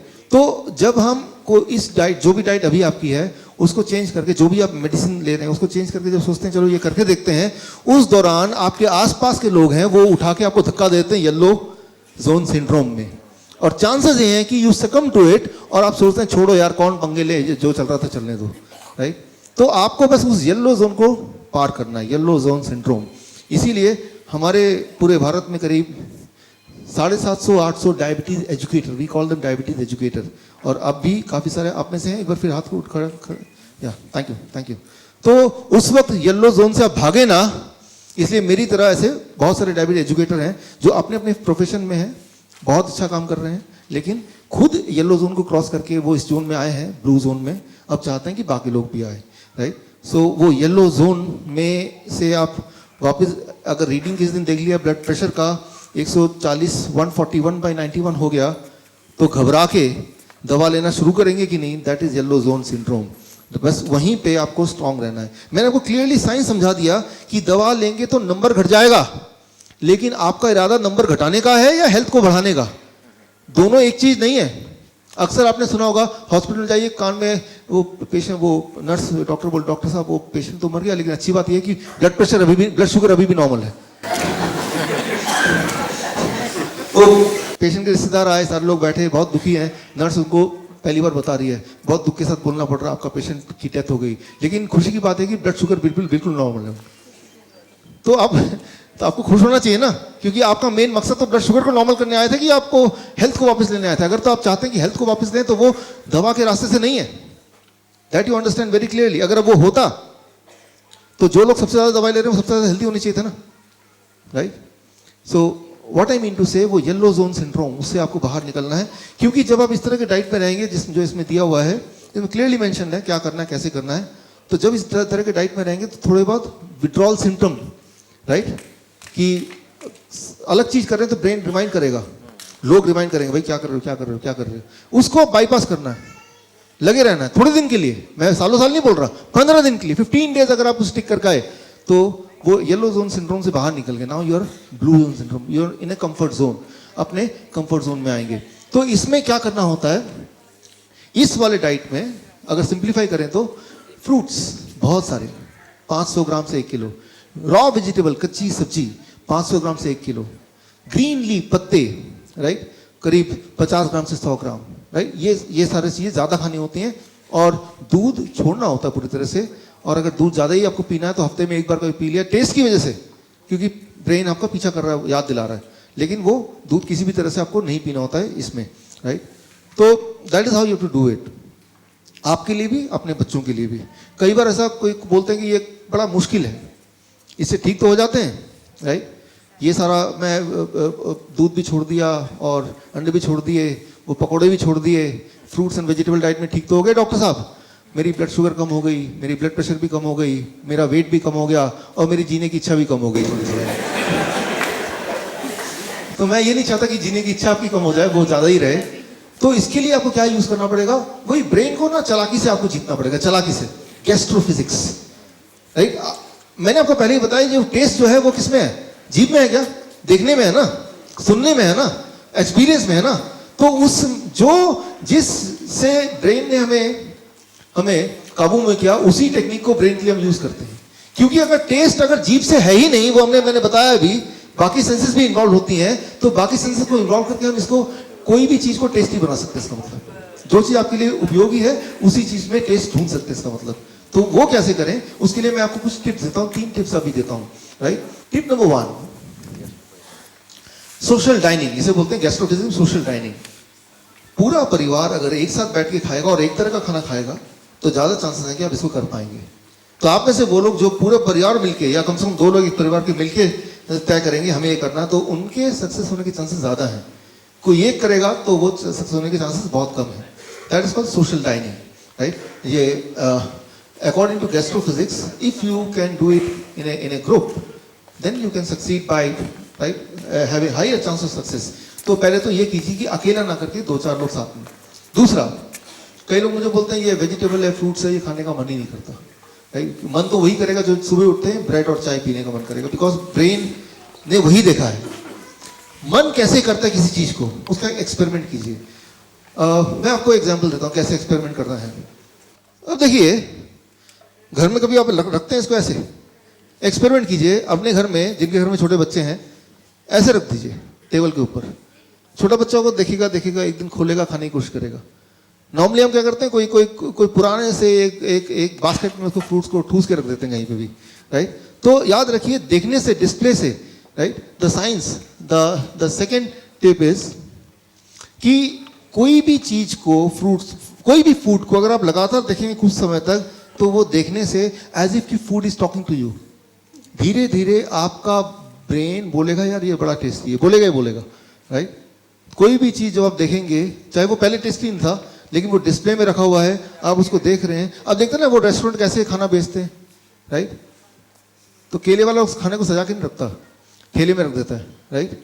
ठेले में चिप्स ऐसे ही पड़े हो, आप खाएगा कोई बच्चा, राइट. तो वो display plays an important role, because अब आपको पता है कि जब आप खाते हैं, जीभ से नहीं खाते, एक्चुअली आंखों से खाते हैं पहले, राइट. तो अपने घर में एक चेंज कीजिए, वो ना केवल बच्चों के लिए, खुद के लिए भी चेंज कीजिए, कि जब भी घर में कोई फल और सब्जी आए तो उसका डिस्प्ले ठीक कीजिए, right. It should be prominently displayed, because that plays a very very important role whether you will choose that food और नॉट. डिस्प्ले का बहुत इंपॉर्टेंट महत्व है, राइट. सो उसको अब कैसे डिस्प्ले करेंगे वो आप तक है, that you will decide, I will not decide. मैं तो एग्जाम्पल दे रहा हूँ, right. So this is, and then एक सिंपल आइडिया, जो चीज़ आप खाना कम चाहते हैं कि ये चीज़ ना खाई जाए, ये चीज़ टेस्टी लगती है लेकिन ये ठीक नहीं हेल्थ के लिए, तो the third tip of gastrophysics says, जो चीज़ कम खाना चाहते हैं, या आप चाहते हैं कि आपका बच्चा जो है वेजिटेबल्स एंड फ्रूट्स ज़्यादा खाए, राइट, तो उसको प्लेट के साइज को बड़ा कर दिया, तो वो खाना कम हो गया. आंखें देख रही है कम खाना है, खाना उतना ही है या ज़्यादा है, बट आंखें क्या देख रही है, पहले डिसाइड पेट भरा कि नहीं भरा, वो आपका स्टमक नहीं बताता. कौन बताता है? पहले आपकी आंखें बताती है कि मैंने इतना खाना खाऊंगा तो मेरा पेट भरेगा. उसके बाद स्टमक, ब्रेन का बारी बाद में आती है. Your eyes decides whether your stomach is full और नॉट. तो आंखों को धोखा देना है. बड़ा प्लेट, इतना बड़ा प्लेट, तो जितना क्वांटिटी रखेंगे वो कम ही लगेगा, राइट. तो योर चांसेस कि आप उसको पूरी तरह खा जाएं. देखिए, अपने ही ब्रेन को, ब्रेन के ही नियम से हम उसको, ब्रेन पता है, ब्रेन को ये पता चल जाएगा यार ये तो ट्रेनिंग में गया था और वहीं सीख के आया और मुझे धोखा देने लगा, लेकिन ब्रेन फिर भी सपोर्ट करेगा उसके बावजूद भी, क्योंकि ब्रेन को पता है यार, brain is a servant actually. उसको पता है कि मेरा काम है अल्टीमेटली इनको सपोर्ट करना, तो brain will support you, right. तो जब आप अपने बच्चे को भी देंगे और चाहते हैं कि ये चीज़ बच्चा ज़रूर खाए, तो प्लेट का साइज बड़ा और चीज़ें फिर रख देंगे, तो वो उसका पेट देर से भरेगा. और जो चीज़ चाहते हैं कि बच्चा खाए ना, इतना छोटा सा प्लेट, वो बाहर निकल के गिर रहा है, राइट. तो बच्चे को, ब्रेन, आंखें बोलेंगी ये इतना ज़्यादा है, तो थोड़ा सा खा के भी लगेगा कि अब खाने की इच्छा पूरी होती है. So these are the small small things which you have to take care. ये दिस इज कॉल्ड गैस्ट्रोफिजिक्स. ये अपने आप में एक बड़ा सब्जेक्ट है. जो डायबिटीज एजुकेटर्स हैं, तो CME कार्ड जो मिलेगा उसमें आपको पूरा इलोबरेट जो चाहिए पूरा आपको उसके अंदर मिल जाएगा, या फिर कभी दोबारा कभी ट्रेनिंग का मौका मिलेगा तो एक बार सिर्फ हम इस सब्जेक्ट पे ही, science of choosing the food, right, how we choose. आज मैंने आपको आइडिया दिया, when we choose the food it the taste doesn't matter. When we choose the food, many other things matters, which has nothing to do with the taste itself. तो size तब test matter नहीं करता. कई सारे ऐसी चीज़ matter करती है जो हमने कभी सीरियसली लिया भी नहीं. जैसे कलर मैटर करता है, हालांकि we can not eat the colour, right. जैसे साइज मैटर करता है, जैसे उसकी आवाज़ मैटर करती है, जो हमने कभी देखा नहीं, राइट, लेकिन वो मैटर करती है और वो अच्छी तरह से मैटर करती है, right. So when you decide the food, तो फूड कौन सा टेस्टी है कौन सा टेस्टी नहीं है, वो फूड इटसेल्फ की रिस्पॉन्सिबिलिटी नहीं है. आपका ब्रेन वैसे ट्यून्ड है, और अगर वो ब्रेन की ही बात है तो वो तो आप चेंज कर ही सकते हैं. It is very flexible. तभी ब्रेन को बोलते हैं brain is elastic, it is not plastic. Plastic वो होता है जो बदल नहीं सकता, इलास्टिक वो होता है जो चेंज हो सकता है. So be elastic. Thank you friends, thank you, thank you, thank you. So आपने ध्यान से सुना और मुझे बोलने का मौका दिया. दोबारा भी मौका देंगे, मैं ऐसा उम्मीद करता हूँ. All the best.